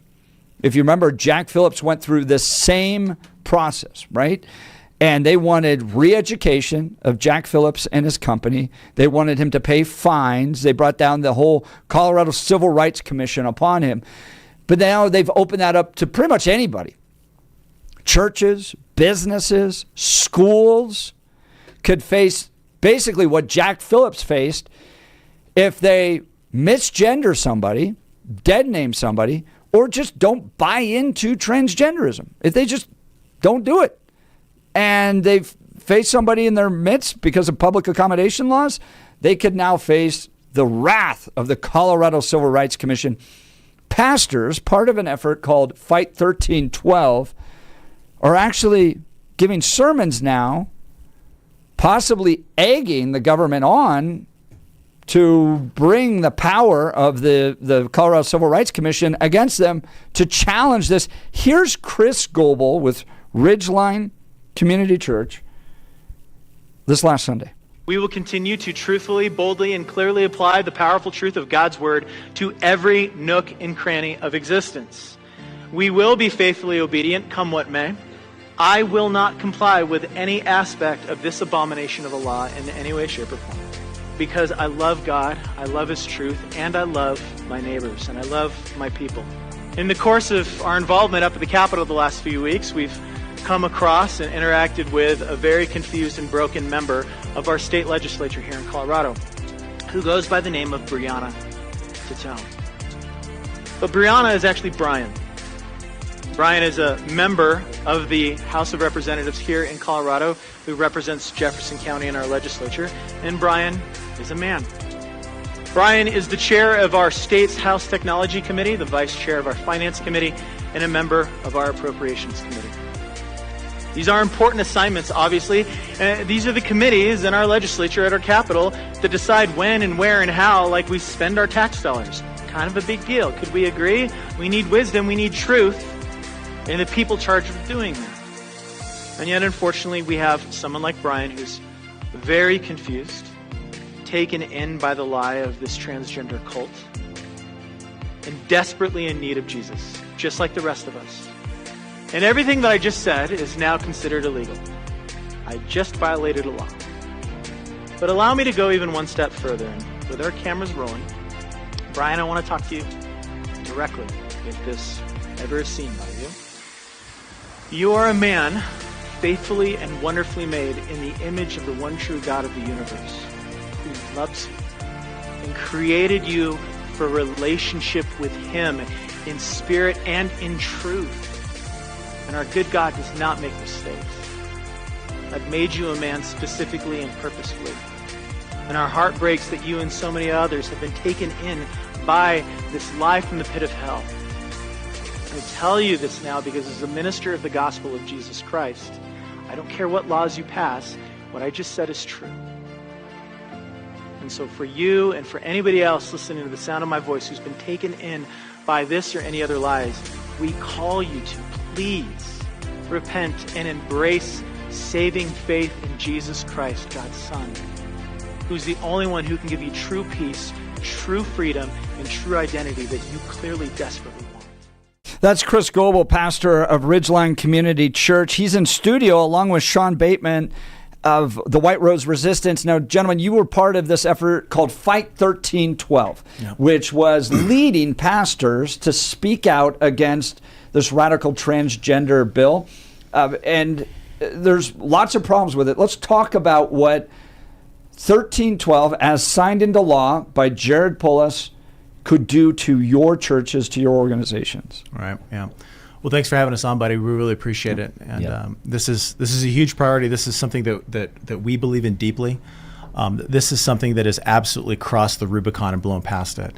That people of faith, and not even just Christians, although especially Christians, anybody who believes in objective truth and goodness should speak up and speak out against this. That we need to stand against the encroachment of not only just lies, but the way that lies are being forced on our people, the way that lies are being forced on families, onto kids, onto schools, onto churches, onto faith communities. When we see provisions of places of public accommodation, which it's yet to be specified and fleshed out yet exactly how that's going to be implemented, right? Yeah. But I think we have a good sense, by the way, because they've done this against people like Jack Phillips and Laurie Smith. They take what should be a shield, right? So they run out there and they go, people are being discriminated against, whether you're gay or transgender. Right. The people are being discriminated against, so we want to protect them against discrimination. So it's designed on what's called a shield. Right. But then what they use it as is a sword, like in Jack Phillips' case. They found that guy. They went because he's in a small little bake shop. Yeah, it's well documented. I mean, and they went after him to try to send a message to everybody else: you do what we tell you to, or you will face consequences. Yep, you will be made to care. You will bow to Zod. You will be forced to comply. And so from our perspective, especially as pastors, is we're looking at this going, this is the first of a blasphemy law against a counter religion. Because the secular neutrality is a lie. It's not, Francis Schaeffer said this back in the 80s, it's not whether there will be a God, it's not whether there will be a moral standard, it's a matter of which. And so we're seeing this now in negative world where, that our government is now picking and choosing. And they're picking on the side of a lie and saying faith communities, schools.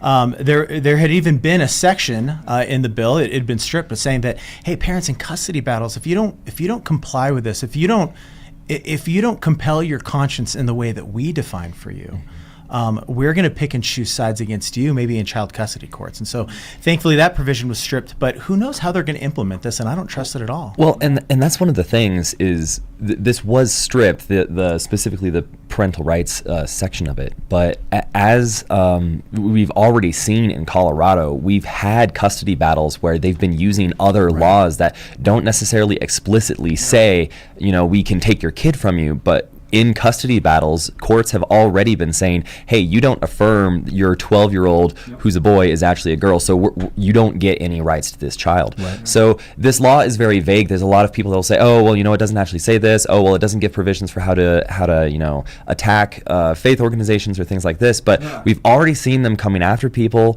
with a lot of laws that were way less specific than this one, and it just sets a precedent with an open-ended, basically you can come after anybody you want, and the courts will use this as precedent to charge them. It's really the vague, nebulous aspect of this law and its language that concerns me the most, because now it's being left up to the interpretation, and it's the interpretation of the people who pushed and passed this law. Well, and you saw them down at the state capitol in the room. You saw who these people are. There's an anti-Christian bias. I mean, guys, 1,000%. You can't ignore this anymore. No. I posted this yesterday. Okay, Colorado at one point was the center place of the evangelical universe. You had all these major we were Dobson universe. Land. Exactly. Yeah. Dobson Land. Okay. In the late 90s, early 2000s, you had a direct takeover by Tim Gill, Pat Stryker, Jared Polis, and others. But they were primarily motivated, and I've talked to people that helped orchestrate this, by LGBTQ issues. Okay, that was their motivation. Correct. Right. So they put in hundreds of millions of dollars to turn the state. Right. Okay. But Look at where we are now. So analyze what's happened in our history and the current laws that are being produced. So with this LGBTQ takeover, you've had numerous Supreme Court cases that have been based purely on the conflict between LGBTQ and Christianity. Jack Phillips, a decade of multiple lawsuits. 303 Creative. Now, Childs v. Salazar. This is a Supreme Court case that's going to be heard this fall about whether or not these conversion therapy bans are compelled speech. Then you have other cases that are working their way up through the courts. Darren Patterson, Christian Academy versus Roy. Now you have Idra Haji versus Roy. Now you have House Bill 1312, okay? Colorado has become the most hostile state in America to Christianity because of the LGBTQ takeover that took place under Gill, Stryker, and Pullis. Chris Goebel, you're a pastor in this state. Lawsuit. Are you egging the state to sue you by that sermon that you preached on Sunday? Egging? No. Yeah. But putting a line in the sand and just being very clear. That was my intent. That was my heart for Sunday morning. Was that for far too long, we got here because for far too long, people of faith, Christians, pastors, faith leaders, my peers and predecessors in pulpits all across Colorado sat back and took the neutral lie of, well, we're just going to be nice. And the 11th commandment is thou shalt not offend. And if we do offend, then we're unloving. And so it's all these language games. And so, Jeff, what you just cited, going back to the 90s, even back to the Amendment 2 fight back in the early 90s, that the slippery slope of human depravity is undefeated. And if people of faith, if people who know the truth, who love the truth, who want to see the truth set other people free, if we don't stand, if we don't draw a line and say, you shall not pass, you will not go any further than this, then that slippery slope is going to continue to drag our state off a cliff. And as a pastor, as a minister of a gospel who loves God and loves my neighbors, I can't stand back in quiet acquiescence and allow that to happen, to continue to slide down the slope.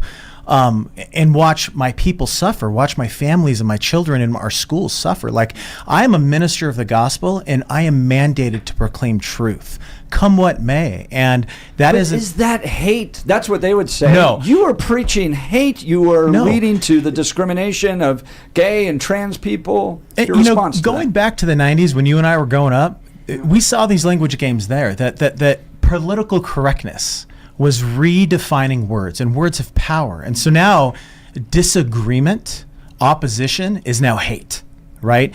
Speaking the truth is now hateful. Well, in Proverbs 8, God says very clearly, Proverbs 8:13, that loving God means hating and standing opposed to lies. And so as Christians, as a minister of the gospel, as a pastor, as an under shepherd of my flock in Castle Rock, I have to be able to tell my people, guys, this is a lie. It's a dangerous lie. This is where it comes from. This is what it's trying to do to you. And I'm telling you this because I love you. No different than when our kids were growing up and we said, hey guys, don't touch the hot stove. Well, if my kids wanted to touch the hot stove and I told them no, am I a hateful parent? No, I'm a loving parent. Because just because we feel something doesn't mean it's true. And if we give into that and these language games and this emotional manipulation, then we're complicit in it. That's Chris Goebel. He's a pastor along with Sean Bateman. They were part of the Fight 1312 organization that confronted this radical transgender bill. Now, one of the issues you guys dealt with was, where were the mega churches? Right? You guys, you lead a small congregation down in Colorado Springs, but there are big churches, and there's still big influences here in Colorado. But they have just allowed Colorado to go down this path, maybe issued some statements here or there. We don't agree with it. Strongly worded letter. Strongly worded letters. Can I speak to your manager?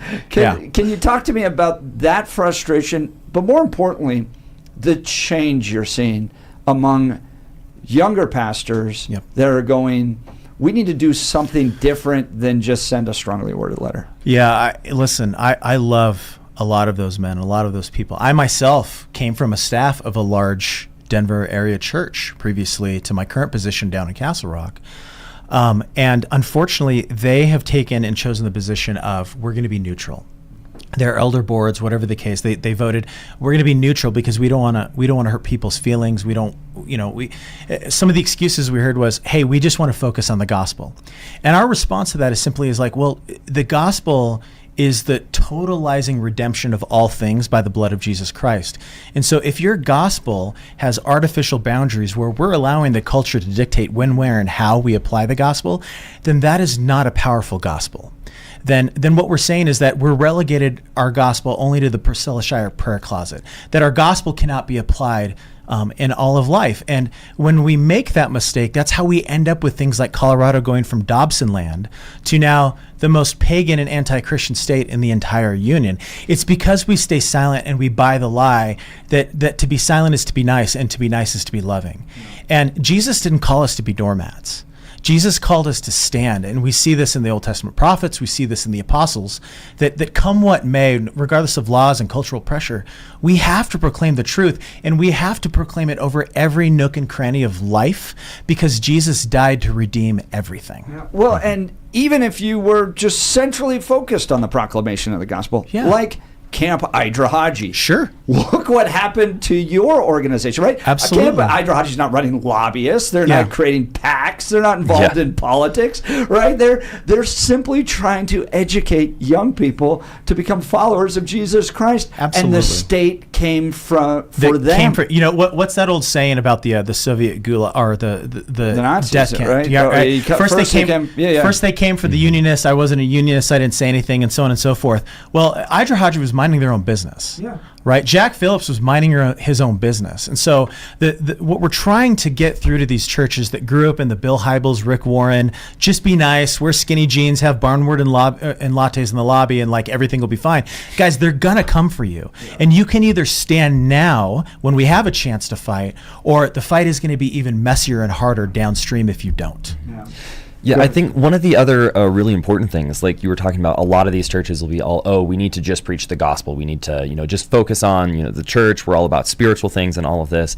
And really one of the big issues that happens with that is the church allows everyone who's not in the church to define what the gospel is and what just the gospel is, right? Correct. And so we've gotten to a point where we say, the church needs to stay out of politics. Our job is to stay in the spiritual realm. Well, what that does is it allows Satan to come in, and anything he redefines as politics is now outside of the church's realm. So now our culture and Schools, other religions, all that stuff. they take everything else and say, now this is politics, it's outside of your realm. Now transgenderism is politics, it's outside of your realm, just shut up. And it's not even biblical. I mean, John the Baptist was killed because he stepped to Herod over sexual depravity. Exactly. Like this is so ahistorical. It's not biblical. It's Gnostic. It's false pietism. It's mixed in with this antinomian heresy. And as we've seen this take root in the megachurch era since the 80s and 90s, has American culture become more or less biblical? Has American culture become more or less healthy? Are we closer to the truth or are we farther from it? There's a direct correlation to this stuff, and that's the message we're trying to get through to these larger churches and legacy institutions. I too look at it as a dismissal of the great benefits that God has given us. Okay, so America just didn't happen. Correct. You end up with a lot of people that died in order to create this country that I was just born into, you were born into. And if you look at church, the church itself is roughly 2,000 years old. Okay, America's been around for 250 years. So you're roughly looking at about 90% of church history. You were stuck with whoever was the king, queen, or Caesar. You had literally, that's why you get 1 Timothy 2:4, where they're like, well, we got to pray for them because there's not much else that we can do. Right. So let's pray that they can become followers of Jesus. Okay, so you, American Christian, were born into the freest nation in all of history, a government of the people, by the people, and for the people, and you're just going to let other people that don't share your values determine the laws that are going to affect all of us because you somehow feel uneasy. And I always find it remarkable that pastors are willing to get on airplanes and fly all the way to Africa to do mission work, but they won't go to a city council meeting? Right. Yeah. How many, and listen, the argument that people on the other side of us will often make is, well, it's like, well, you're arguing that we should, do politics, but we need to preach the gospel. And our response is yes and yes. It's not either. Mm-hmm. This is a false dichotomy. These are false objections. We need to be doing both. Right? America, as you just charted through our history, America exists because Protestant Christians wanted to honor God. The American Revolution doesn't exist without the first Great Awakening in the 1730s and the 40s with guys like Whitefield and Edwards. Or even go back to the Pilgrims. Well, and the first Great Awakening doesn't happen without the Reformers and the Pilgrims, guys like John Winthrop, Cotton Mather, and they don't happen without the Reformation a few hundred years before them with guys like Luther and Calvin. And so we are living downstream of faithful men who stood and said, the gospel of Jesus Christ applies to every minute and every molecule of existence, and we are going to apply that faithfully everywhere, including politics, including the civic sphere, right? And what we see in the Old Testament is that anytime God wanted to punish people, he sent wicked and evil and heinous rulers.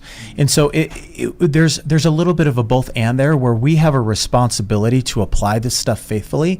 And if we who know the truth and love the truth don't speak the truth into every aspect, like Sean was saying, that we let the world define that for us, then we're being disobedient before the Lord. That's Chris Goebel along with Sean Bateman. They're part of the Fight 1312 coalition that was combating the radical transgender bill that Jared Polis signed into law on Friday, and now publicly preaching against it, even to the point where they could be brought before the Colorado Civil Rights Commission because of some of their words. We'll continue this conversation. I want to tell you about our good friends at Mountain High Appliance and their clearance center in Denver here. Look, they have this wonderful clearance center, huge selection of ranges, refrigerators, washers, dryers, and more. You can save up to 60% on open box, scratch, and dent display models and overstocked appliances. They're just overstocked from Bosch, Thermador, KitchenAid, and many more. 60%. Why not take your wife down there? Take her out to lunch this weekend. Take her to the clearance center. Here's the address, 601 East 64th Avenue in Denver. 601 East 64th Avenue in Denver. When you're looking for great deals on appliance, think Mountain High Appliance Clearance Center for the best prices and selection. We'll continue. You're listening to The Jeff and Bill Show. This is Denver's Talk Leader, News Talk 710 KNUS.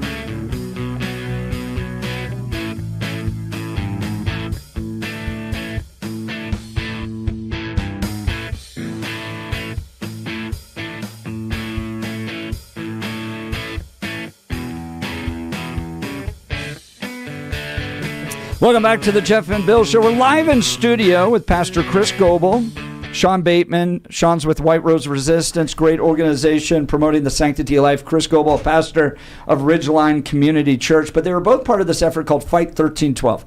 Now, Jared Polis signs this radical transgender bill into law on Friday. No signing ceremony, no press. And that Sunday, pastors start saying that Breonna Tattone, who is Colorado's first transgender lawmaker, is a man.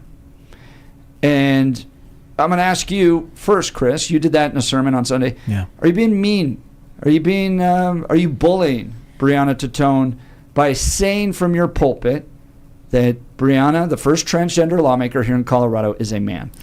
You know, when teachers at my kids' school correct them, they're not being mean. They're not being unloving.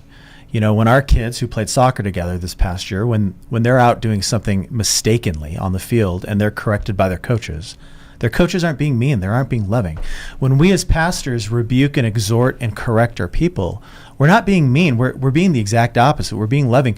We are telling you the truth. We're trying to tell you the true story of reality. We're trying to tell you the true story of the God who loves you. We're trying to tell you the true story of who you are and what you're for. Because we love you and because we love the truth, and that just because people want to reframe things, it doesn't mean that it's true. And so what I'll often say, you know, to people that I interact with is like, I'm not misgendering you. You've misgendered you. I just refuse to play along because lying is unloving. And so again, even just that framing and those fundamental assumptions are something that we as Christians need to reclaim and recognize them for what they are, which is in a manipulation where we're playing word games and we're flipping things on their and heads. you're trying to send a message to the state here. So, Correct. right? So Breonna Tattone is not just you're not just randomly going through picking transgender people and misgendering and put that in quotes from the pulpit. Yeah. You're sending a message to the state because Correct. the state is now trying to force you with all their power to abide by their worldview. Do you think other pastors should be doing this? Absolutely, we should. This era of cowardly Christianity, especially here in Colorado, must end now. And that's the impetus for our Fight 1312 group, for the dozen of us who have been a part of this, is that we are sick and tired of watching pastors give ground, surrender ground, like it's the Normandy invasion. But now it's the Nazis invading us, and we're just stepping back and giving them precious holy ground. And so pastors need to boldly and clearly proclaim the truth. And what we've experienced and heard over and over again, we've had hundreds and hundreds of wonderful messages in the 6 weeks that we've been doing this. People all over Colorado going, thank you. Like, we have been dying for this. Like, you guys are water and oasis. We are desperate for people just to have the spines to say things that are true and say them clearly. We're getting a text message here. I'd love for you to respond to it. Are you saying that God doesn't love Breonna Tattone? Absolutely not. As a matter of fact, in the audio that you played, I made that abundantly clear, the opposite of what that texter clear said many, many, many times. Well, the gospel itself, and people forget this, is naturally and designed to be offensive. Correct. Yeah. Right? Yeah. And you have to, as a Christian, come to terms with that because we want to be comfortable in the way we live our lives. And the gospel comes in and says, it is you. You're the reason why there's a separation between you and God. You have got to fix it. By the way, you can't. Ergo, there's a Savior that came in to do that on your behalf. But if you thought or grew up thinking that Christianity is just some form of felt Jesus, happy stories, right, you've missed it. Because Jesus talks about this too, that the world will hate you. You. I mean, they took the only perfect man who's ever lived, and we crucified him from a tree in such a heinous and painful way that we literally had to invent a new word to describe it. Excruciating. And so if they did that to the Savior who came to die for us, if they did that to God incarnate, what do we expect they're going to do to us who keep speaking truth in a world that continues to want to shove the Overton window further and further away from the truth of God? Yeah. And so we have to stand come what may, and we as under shepherds need to recover our prophetic voices. We need to reclaim our spines of steel, and we need to stand. That's Chris Goebel. He's a pastor of Ridgeline Community Church along with Sean Bateman. They help organize Fight 1312. So you got these pastors. You got a lot of news, especially from the liberal blogs, Reddit. They're all about you guys these days. So we're flattered, guys. Thank you so much. We appreciate the SEO boost. Where do you go from here? Because I think the left understands exactly what they're doing. These are smart people. Jack Phillips was a 10-year battle. And the point being, we're going to send a message to all the other Christian bakers. If you don't do what we tell you to do, here comes a trove of attorneys that are going to bog down your life with all this. And as much as I love Jack, Jack would have appreciated never having to deal with this. Jack was such a passionate follower of Jesus. And if you ever read his biography, you'll understand this guy was never going to give up because God showed up in his Ford Blue Mustang at one point, like showed up. And so he's never going to bend a knee. So, but Jack wasn't looking for this fight, and he had to spend a decade doing it. So the left knows what they're doing. They know that in this case, you're going to think twice about whether or not you're going to call Breonna Tattone a man or a woman, whether or not, like with Camp Idra Haji, maybe just this one guy, just let him into the girls' bathroom. It's not going to be it. Just bake the cake, slippery Jack, slope, all that stuff. Yeah. But my point being, they know that this is going to silence some, that those that are willing to fight are going to spend a decade in court. So how do Christians in Colorado respond to a state that acts like that towards them? Yeah, well, the fact of the matter is, I mean, to a couple of things you were saying, like, none of us here, none of the pastors from Fight 1312 wanted this fight. We're not out here because we really love getting in fights with people, or we really love people calling us names. Till 1:30 in the morning. Right. I mean, I would love to just be able to go back to being a mechanical engineer and living a super easy life, hanging out with my wife and my kid. All of the pastors would love to be able to just pastor their church. But the fact of the matter is the fight's already upon us. Like you said, they know what they're doing. And they've been enjoying for far too long a one-sided fight where we just pretend like nothing's happening and get beat up. Yeah. And the reason I'm in the White Rose Resistance and why I'm so happy that all of these pastors from Fight 1312 have started up is the whole point of White Rose is to encourage churches to stand up, to start doing the job that they were supposed to do, right? I don't want this job. I don't want you to pay me a bunch of money to be another 501c3 doing nothing.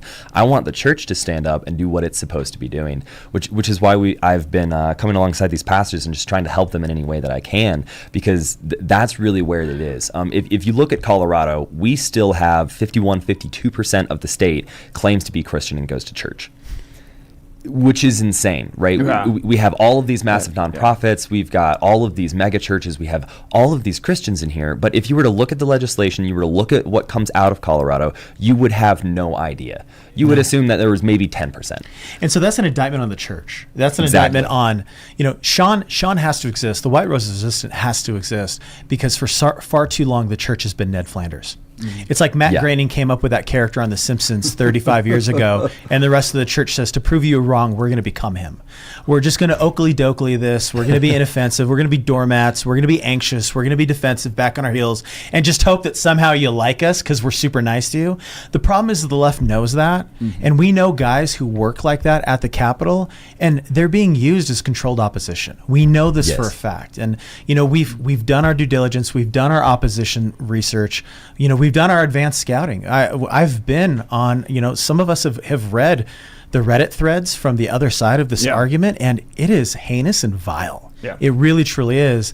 And we saw one of our guys found one the other night where they're saying, hey, we should go to libraries where they can't trace the IP and send their churches and send their people these horrible emails. And I'm like, this is the stuff that we're fighting and combating. Well, it's important for people to understand the average voter, and I spend time down at these Bernie Sanders rallies. 30,000 people showed up. That was bigger than Red Rock's Romney, which was 10,000. So 1,000%. Think about, that's the general voter. All right, I think most voters of Colorado are not going, go get those Christians. Go get them. No. Go get them, right? So, but what has happened, this is really important point for people to understand, is that the people that had the rainbow flag and the coexist bumper sticker on their car, coexistence is not taking place. No, it's the not. rainbow flag is now going after Christians, and I have case after case after case where they are targeting Christians. This is Aaron Wren's negative world thesis. That secular neutrality, this spiritual detente that we thought we had in the 80s and 90s, number one is over, but number two is always a lie. It was never going to last. And me and the guys in the group have said 1,000 times, we're all in our 30s and 40s, and we're like, man, what we would have given to have been pastors back in the 90s, when the biggest hot button cultural issue was whatever Bill Clinton did in the Oval Office, and should the top marginal tax rate be 24% or 38%? Everybody knew what bathroom to use. Everybody stood for the Pledge of Allegiance. It was wonderful looking back. And so, like Sean was saying, like I don't want this fight. Like I would rather be at my church right now doing work for a sermon. I would rather be focusing on my kids and my families. Like none of us want to be doing this, but we have to. Open war is upon us, whether we want it or not, and we must and stand. It's coming from one side, which is what the Absolutely. point I'm trying to make. Yep. And they were the ones with the coexist bumper stickers. All right. We've got a phone call. We'll get to that next. You're listening to the Jeff and Bill Show. This is Denver's talk leader, News Talk 710 KNUS.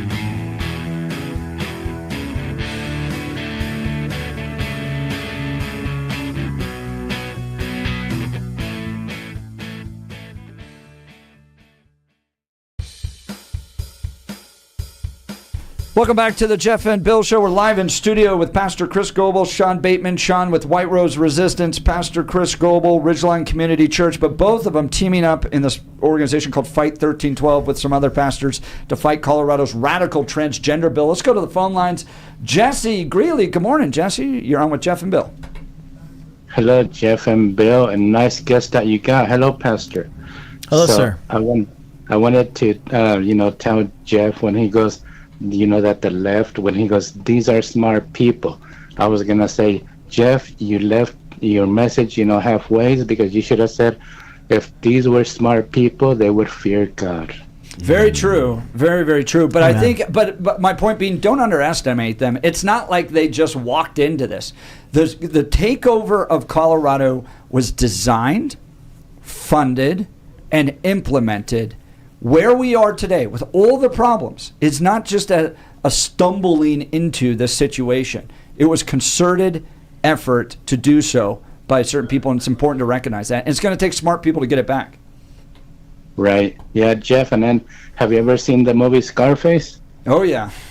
When they say, right now, when you said that, like, if they're going to make you suffer, when part of that movie said, when that guy was telling Tony, the one that pretended he was a cop, Frank Lopez's friend, and when he goes, and they're gonna suffer, and if they suffer, they're gonna make you suffer. So that's what I said, Yeah, Jesse, appreciate the call. Thanks so much. Jesse's line will be open 303-696-1971. Barney Alamosa. Good morning, Hey, Barney.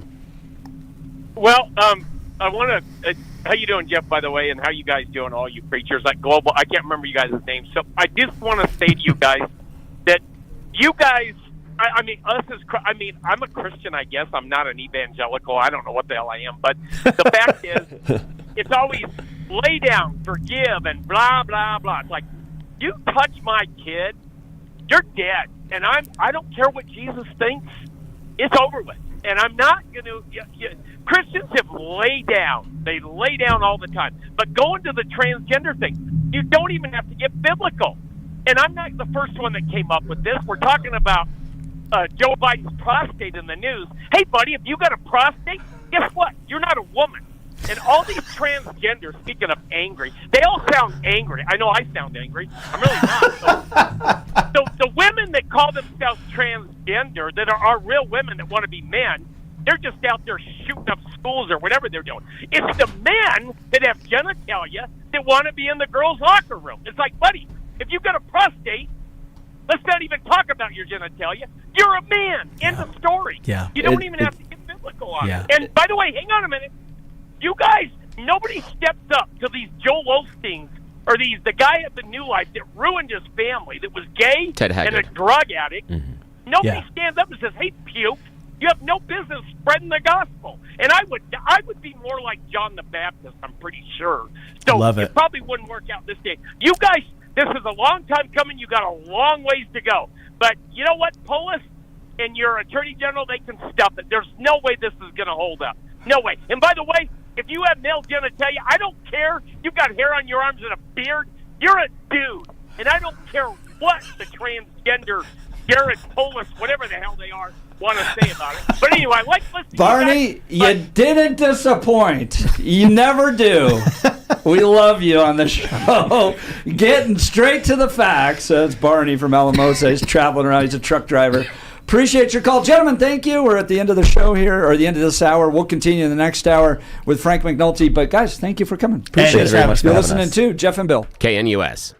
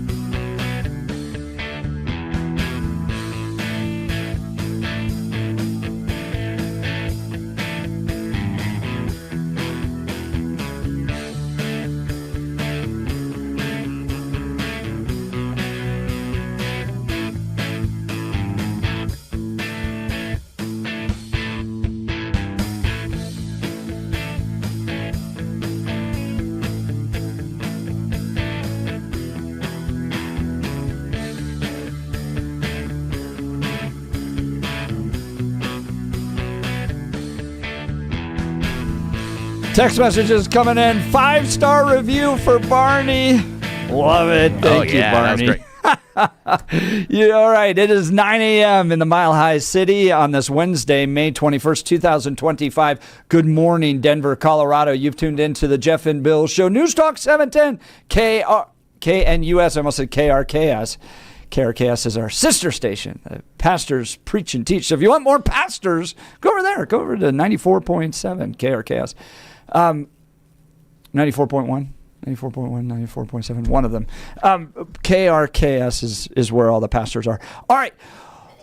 This is the Jeff and Bill Show, News Talk 710 KNUS, where Blue Colorado and Red America all meet right here. Phone lines open, 303-696-1971, or text us on the Dan Caplis Law text line, 720-819-5115.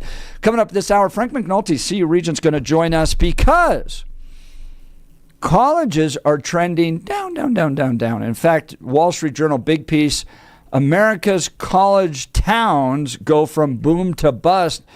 And there's a lot of factors in there about why colleges are starting to collapse. And I've seen it with my own eyes, spending 8 years in higher education, the challenges they're facing. It's a demographic crunch.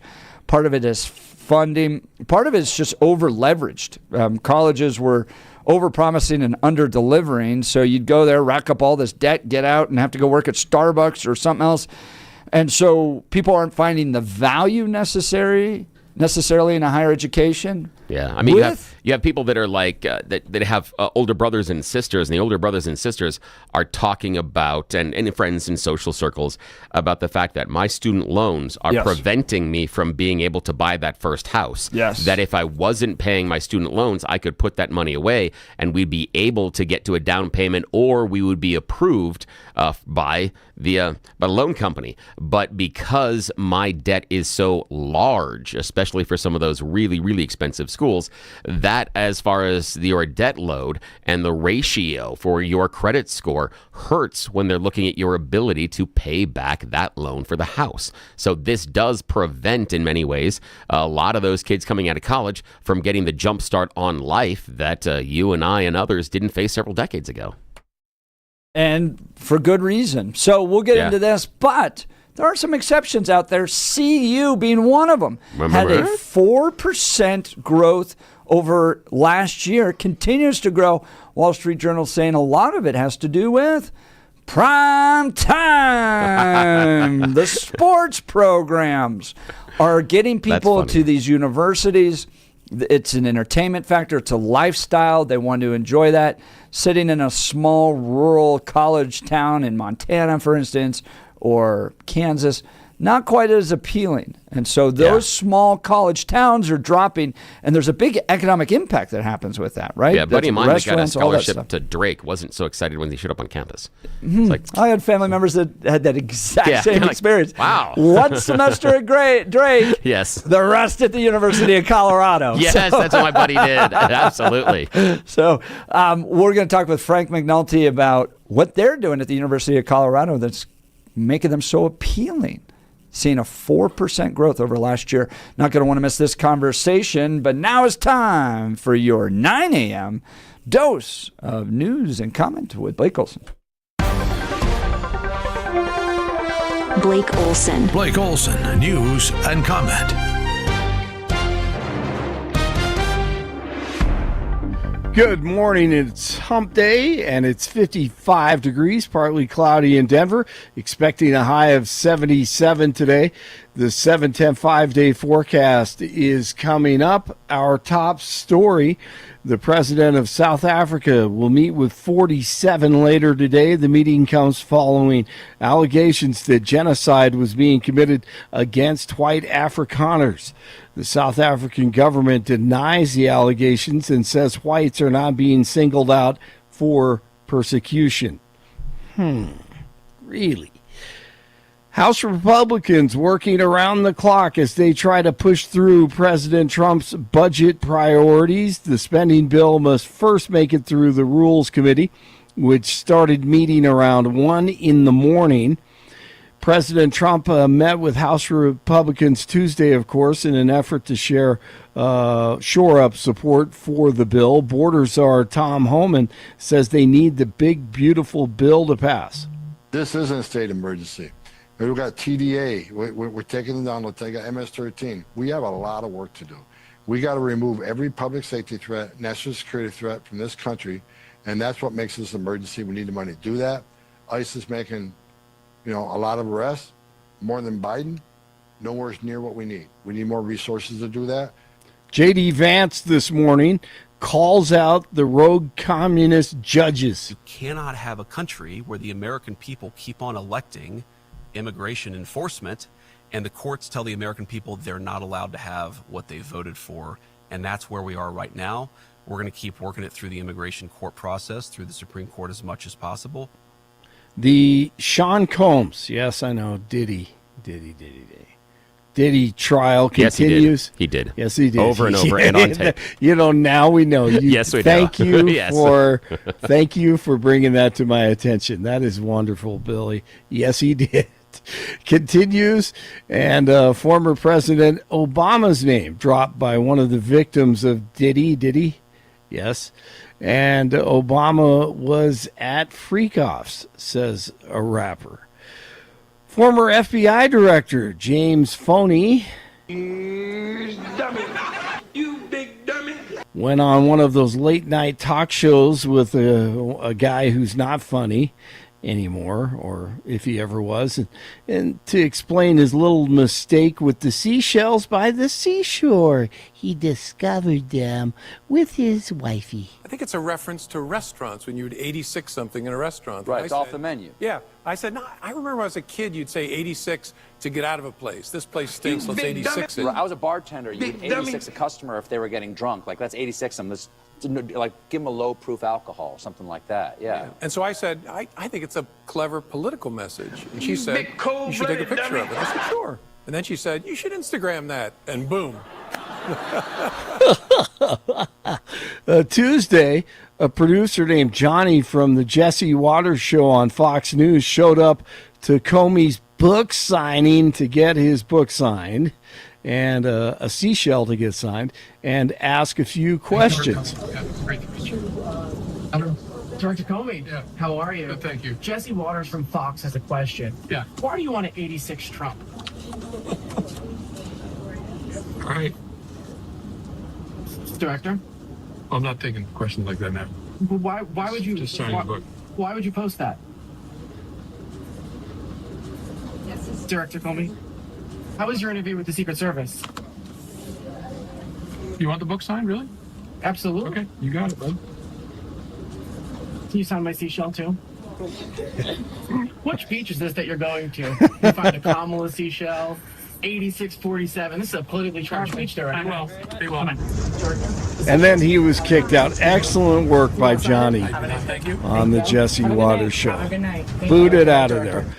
Oh, that was terrific. The Biden auto pen scandal could be life-threatening to some in the swamp who may have taken massive payouts in exchange for pardons, as the former president was suffering from cancer and losing his mind. Representative Tim Burchett from Tennessee. You're going to find staffers that were able to take forms, get them, and run them through some sort of bogus legal system, and then they auto-penned them. And there's probably people out on the street that shouldn't be, but somebody got rich off that. And I think those people, I hate to say it, but you'll see something probably horrible happen to some of those people because it goes up the chain. This is a very dangerous town to play games in. That was on Benny Johnson.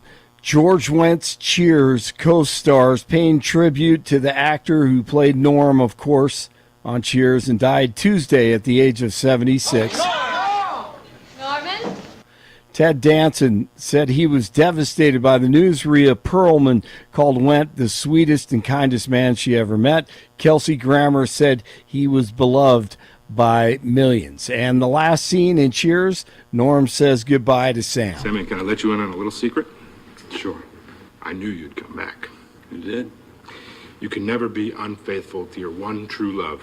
You always come back to her. Who is that? Think about it, Sam.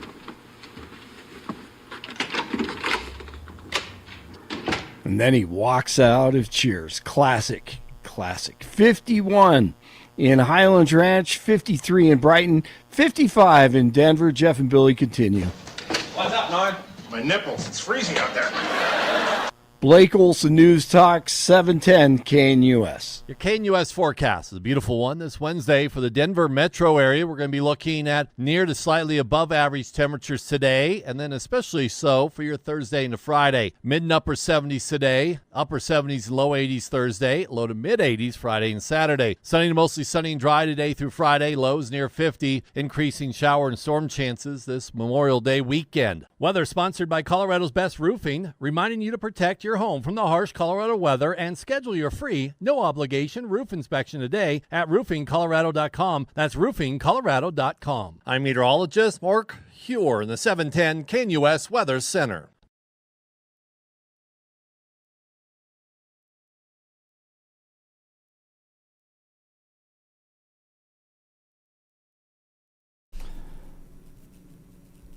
All right, Wall Street Journal with an interesting piece exposing the economic fallout in America's college towns. Once thriving hubs, these towns are now crumbling as public universities face plummeting enrollment and financial woes. Is it mismanagement, bloated bureaucracies, declining student numbers that are turning these communities into ghost towns? Another casualty of progressive policies? Do you get what you pay for when you send your kids to college?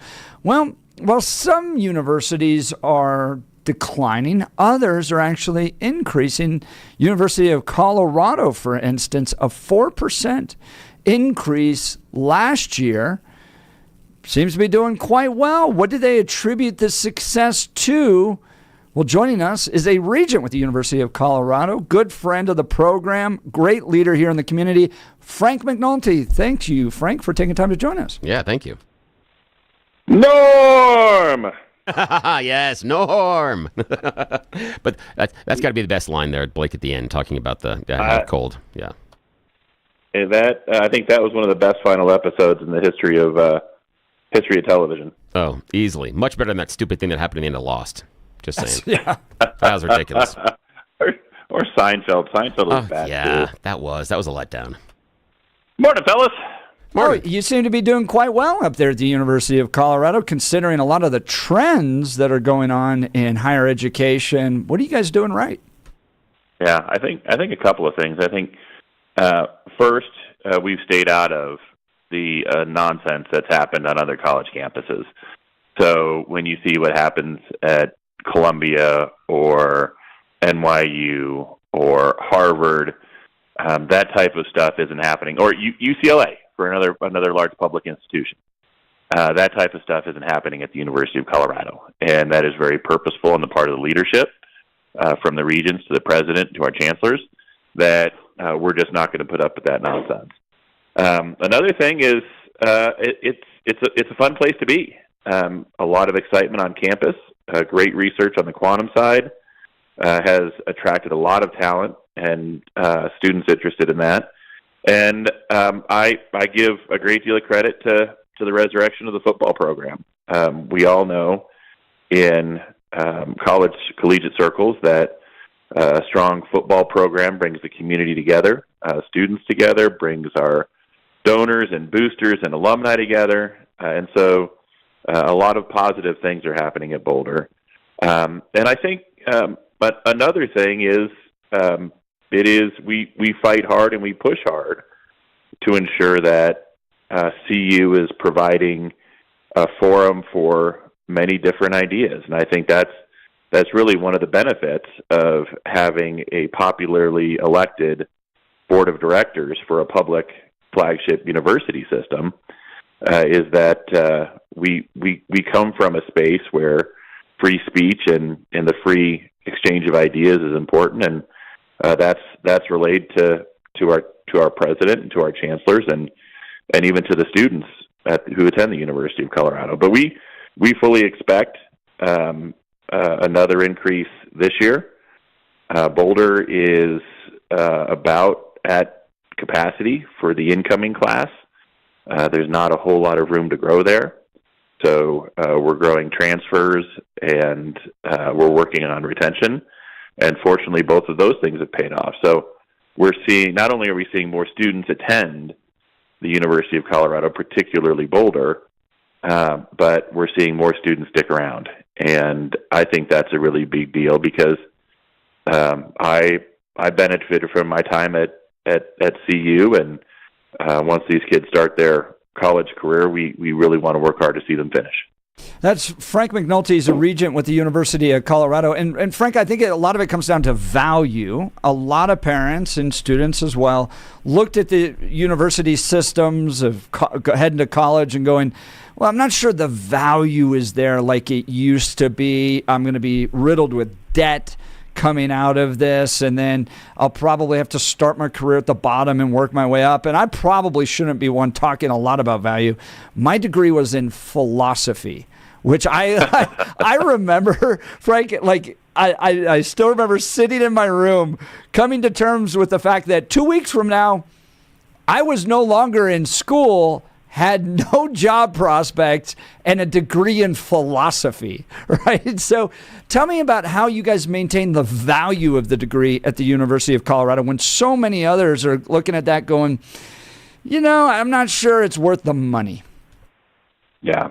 So we are required by state law to admit half of our incoming students as resident students, and resident tuition is still affordable. And the fact that at CU Boulder we have the 4-year guarantee, I think matters a lot there too. So the tuition that you pay your freshman year, that's carried through your senior year. So you graduate in 4 years, your tuition doesn't increase. And I think that's helped us on retention, but it's also helped us be attractive on the value side because students, families know what they're getting into. And as you look at other public universities, the University of Colorado is still reasonable, particularly with that tuition guarantee. Oh, that's on the low end, or at least at the front end of people entering the university. How about graduating, making money after college? Is it still worth getting a college degree to make more money in your career? Yeah. So the statistics that different higher ed research groups generate tend to indicate that students who graduate will earn more over their lifetimes than students who either don't finish their degrees or students who don't go to college. And of course, there are lots of wonderful careers that men and women can enter into that don't require a college degree. And I'm a big supporter of all of those. I think that they're really important, and we need to have a higher emphasis on that. But the data does run out that graduating with a degree in a relevant field will provide more success over time. That's Frank McNulty. He's a regent with the University of Colorado. Text message coming in. What percentage of CU's student body is out-of-state versus in-state? So a little less than half will be from out-of-state. This year it's incoming resident students are more than what we have had in the past. But it usually breaks down on that line. Somewhere in that area with a small factor difference. We're talking about a Wall Street Journal article, America's college towns going boom to bust, and how a lot of them are collapsing, all the economic impacts, restaurants closing, all those types of things. I want to ask you about the economic impact of the University of Colorado to Boulder. Imagine with all those students there, right? Apartment living, restaurants, coffee shops, tourism, all the ski industry's got to benefit from the kids at the University of Colorado. How important is CU to the state? Well, the University of Colorado is a $6 billion organization. And so when we look at the impact of that, Boulder wouldn't be Boulder without the University of Colorado, and we have a great working relationship with the city. There are times where that's tested, but overall, it is a strong relationship.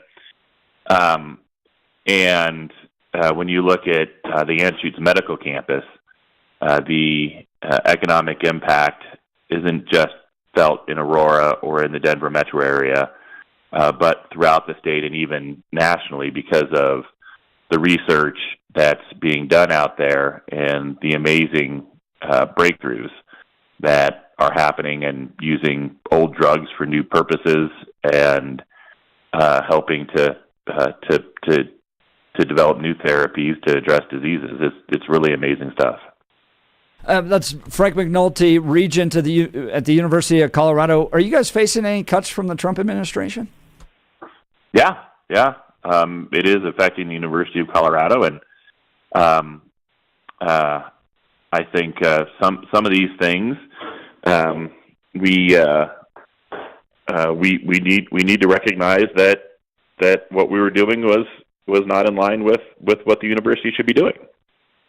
Other things, we'll work to help educate our friends in Washington, D.C. on the value of the research that's happening and why it's important for the everyday lives of Coloradans, and because of the work that's being done in Boulder and the Springs, research in Boulder and the Springs really has national and international value.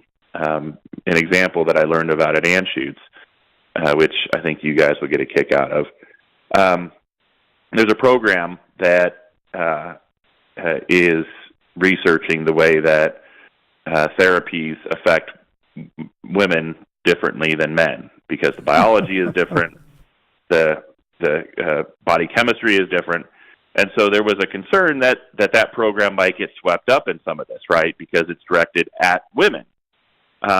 But that type of research, I think, has very real medical value, real value to our society.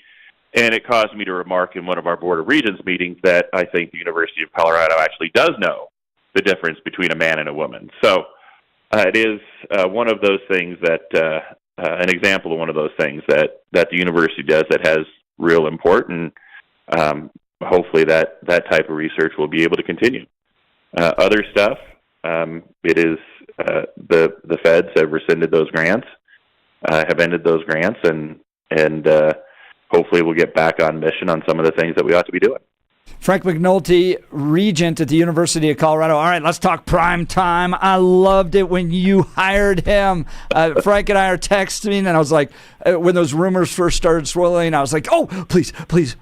And then you got the renewed contract, and you're a native, I'm a native.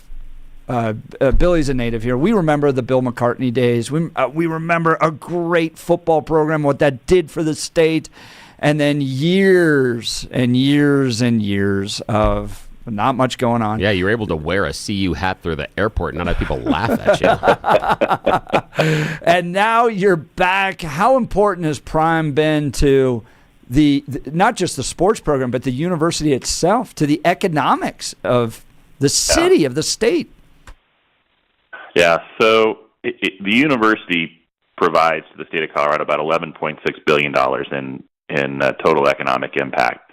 So really big numbers, really big value for the state.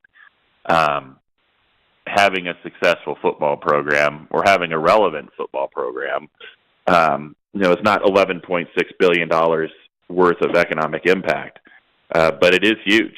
It's huge to the University of Colorado. It's a big deal for the city of Boulder, and really for the state of Colorado, because it does put us on the map, and it does matter to our alumni across the country. So having a successful, relevant football program matters, but I think more so it matters the way in which he's done it. The fact that he prioritizes accountability, he prioritizes discipline, that he is willing to share his Christian faith with the community at large, that he's not afraid to talk about it, and talk about his Christian faith and his social media posts, and that he is very forward, that he asks, that he prays for direction and gives thanks every night. These are really big things, and I think it does harken back to the McCarthy era, and I think is an opportunity for the University of Colorado to continue to grow in these important areas of discipline and accountability and responsibility, all of these things that make strong young men and young women and allow them to be productive influences in their families and in society and in their businesses. All of these things are important, and those are the things that he focuses on with the football program, and I think it's great. Text message 2546 coming from them going, interesting how the last two times CU is on the national level in terms of football, it had two coaches that openly praised God. Interesting point, 2546.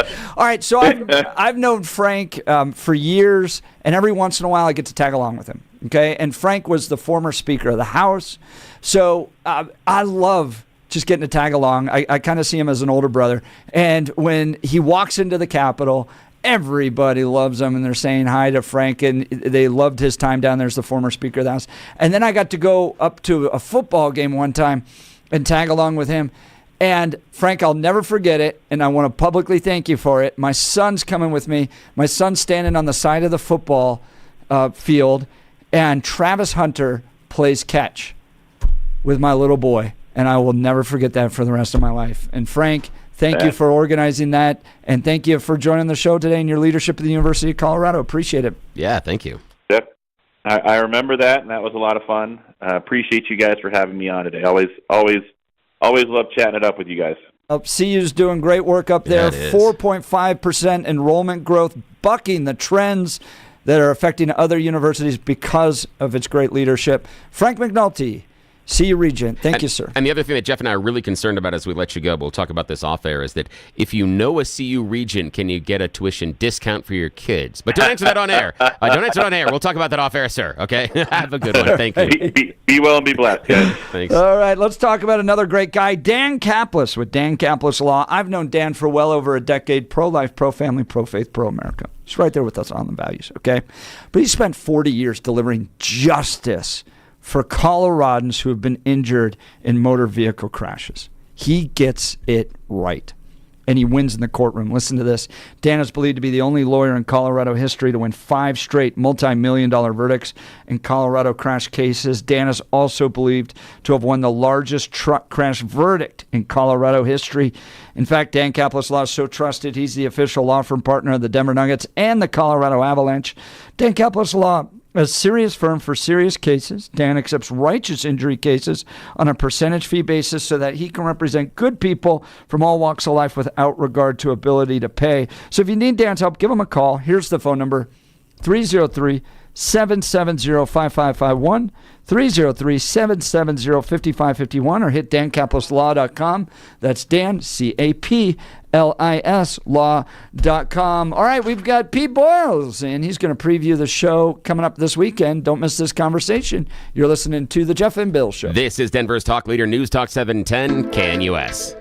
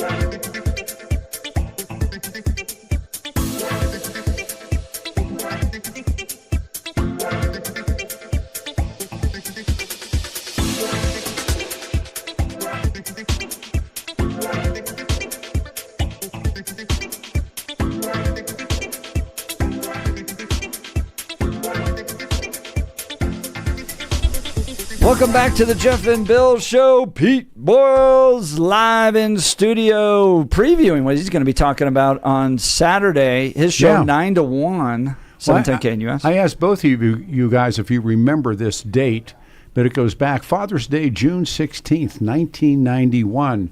Billy, does it ring a bell? Yeah, definitely. There's a big crime that happened that day. Absolutely. Yeah, United Bank, Father's Day, and somebody gets into the accounting room there, and they murder 4 people inside the bank and get away with, interestingly enough, only $200,000. Most historians believe it was James King, a Denver cop. A cop? A cop. He had been worked in there off duty.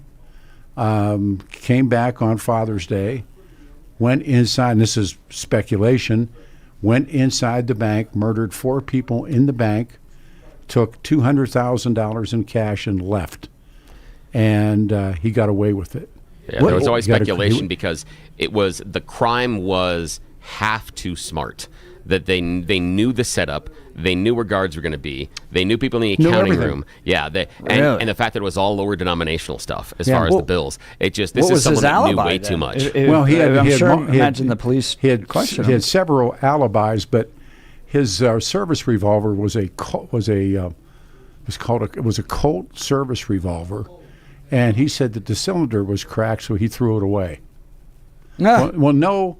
I mean, you talk to Mark, talk to any old retired cop, they do not throw their service revolver. I mean, good, bad, or indifferent, that's your service revolver. You keep it. He had a mustache. The murderer had a mustache. The next day he did not have a mustache. He shaved his off. He claimed he was going to play chess at a chess club, but they couldn't put him together. And I think that chess club might have even been closed, or it wasn't open at the time that he said it was. So that's right. If he was going to go play, he wouldn't have been able to go play there on Father's Day. Yeah, and anyhow, but Norm Early was the prosecutor, if you remember. Yeah, I remember Norm. Yeah, and Robert Pence, the head of the FBI. I mean, everybody in the book, or at least I did, and he got away. But he lived a miserable life. He never came out of the house. His wife shopped. She was a chain smoker. She died of emphysema. He got dementia, died, and they never found the money. No one because he was afraid to. Well, as the story goes, he was. Now maybe he did touch the money, but they were watching him all the time, and allegedly never got near the money. And Walter Garash was his lawyer. The other lawyer was Scott Robinson, if you remember Scotty. Scott Robinson was his. Scott now works Channel 9. You see him on Channel 9. He's their legal guy. That's right. And they got into the bank, and they killed everybody. But then they got 3 people in the bank, and they crouched them down as they got the money, or he crouched them down, and they thought for sure they were going to die. And he didn't kill them; just got up and walked out. But he killed everybody else. Yeah, everybody else. Which, so why? Yeah. And it was just I remember that time that it was too clean. People that didn't know the setup of the bank, that didn't know the security, would have made mistakes. But this robber didn't make the mistakes someone that didn't have the knowledge would have. They wouldn't have. Yeah, he made all the right turns. He knew the time frame. He knew how to get inside the security. He knew about accounting. He knew where people were watching. He knew everything. So whether or not it was that guy, the person knew way too much. I love a good crime mystery, and I would have been 10 years old when this happened. So there's the book, Deadly Heist. Deadly Heist. Are you going to have a lot of times you have the author on. Is he going to be on? He's going to be on. He's talking about the book. You're always good about that. They advanced the book, and you can see I've kind of shredded it reading it. Oh, so that's like a brand new book out. I've just got it. I just got it on Monday morning. But then a showstopper. Yes. In studio, John Bandemere for 2 hours.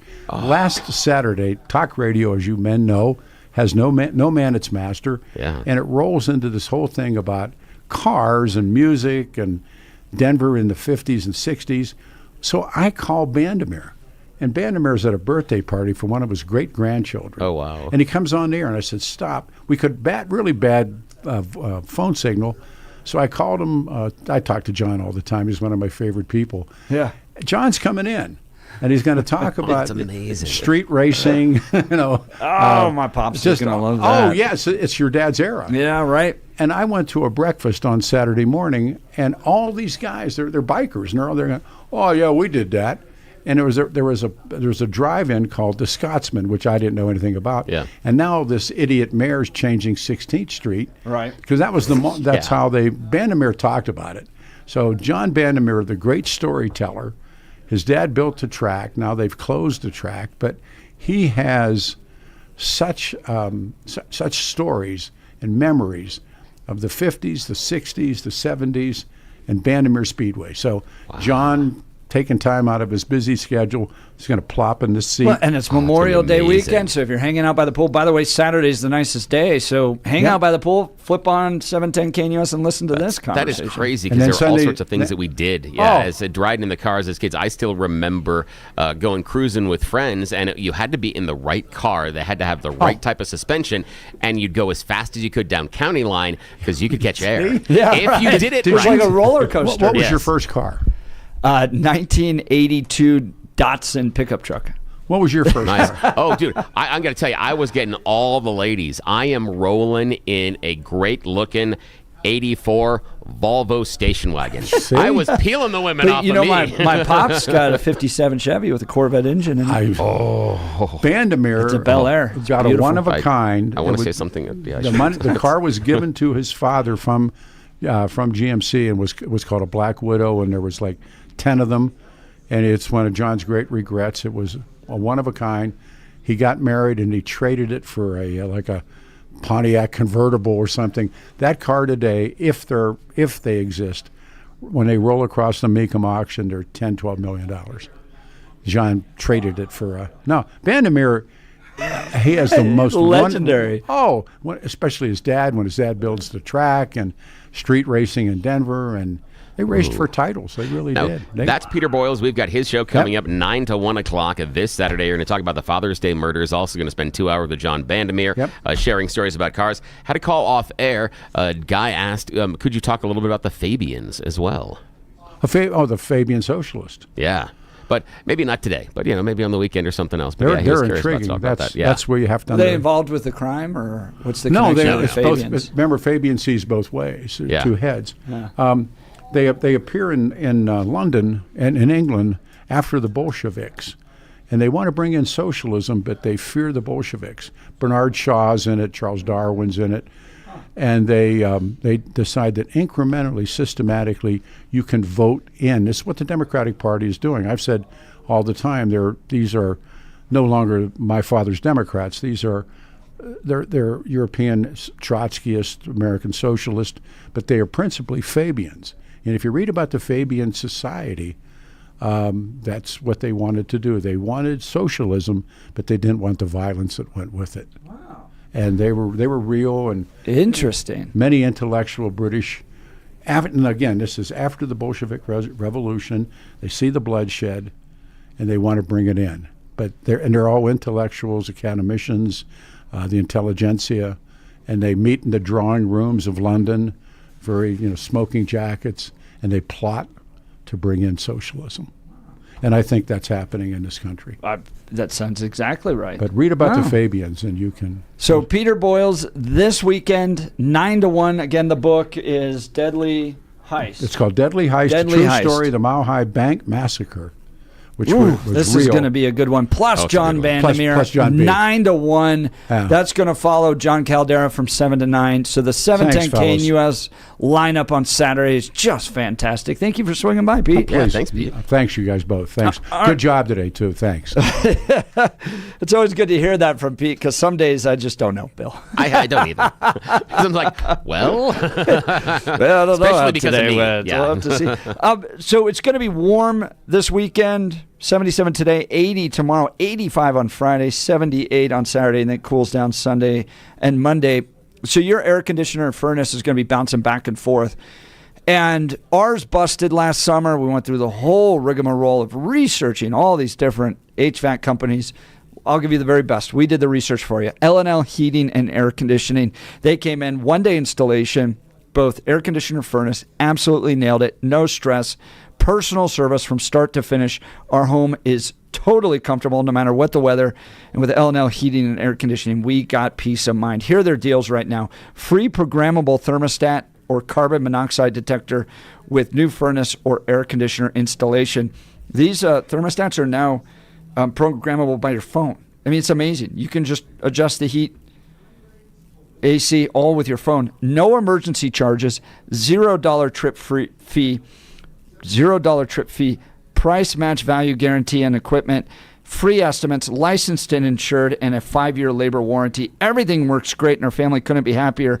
So if you're looking for fast, honest, reliable service, I recommend L&L Heating and Air Conditioning. Here's their phone number, 720-851-1691, 720-851-1691, or online at bestdenverhvac.com, bestdenverhvac.com. That number again, 720-851-1691. We'll continue with the Jeff and Bill Show. Denver's talk leader, News Talk 710 KNUS.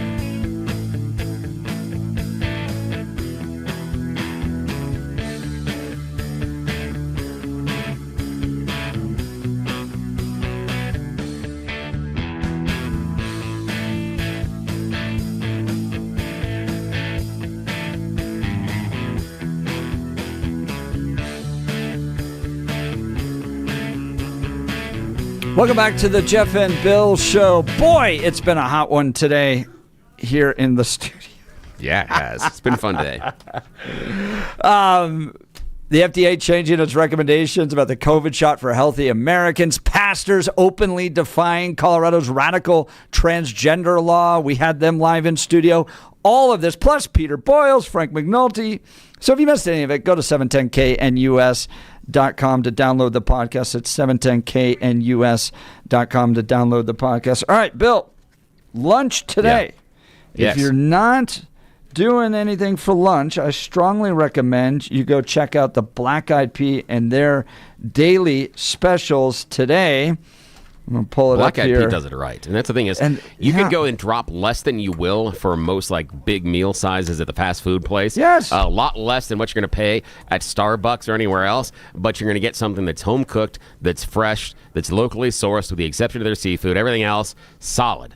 This thing's fantastic. All right, so Mondays. Here's what they've got Mondays. Chicken fried Monday. Tuesdays, beef stroganoff. Wednesday, deep dish chicken pot pie. Ooh. That is their daily feature made from scratch. You got some hardy teenagers, go take them to eat that deep dish chicken pot pie. It'll satisfy them for days. Yeah, it will. Thursday is chicken and dumplings. Friday, tomorrow for this Friday, fried cod fillet. Saturday is shrimp scampi. Sunday, chicken marsala. Check out their website, blackeyedpeacolorado.com for all the details. They also do catering. So if you've got a party you want to put on for Memorial Day, they'll cater it for you. Wedding receptions, company events, rehearsal dinners, all there. Make it a success with Black Eyed Pea Catering. No matter what the occasion, Black Eyed Pea gift cards are always great as well. For your special someone, birthday favors, holiday presents, they have you covered. I love everything about this restaurant. It's one of those very rare 3-generation restaurants. Yeah. Where no matter Great way to who describe goes there, your parents, you, or your kids, they're all going to love it. There's always something there.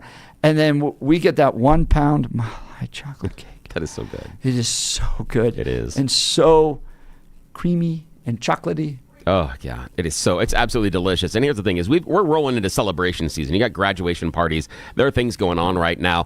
Take the stress away from having to worry about cooking and doing the dishes and everything else. Go to Black Eyed Pea. Get them to cater it.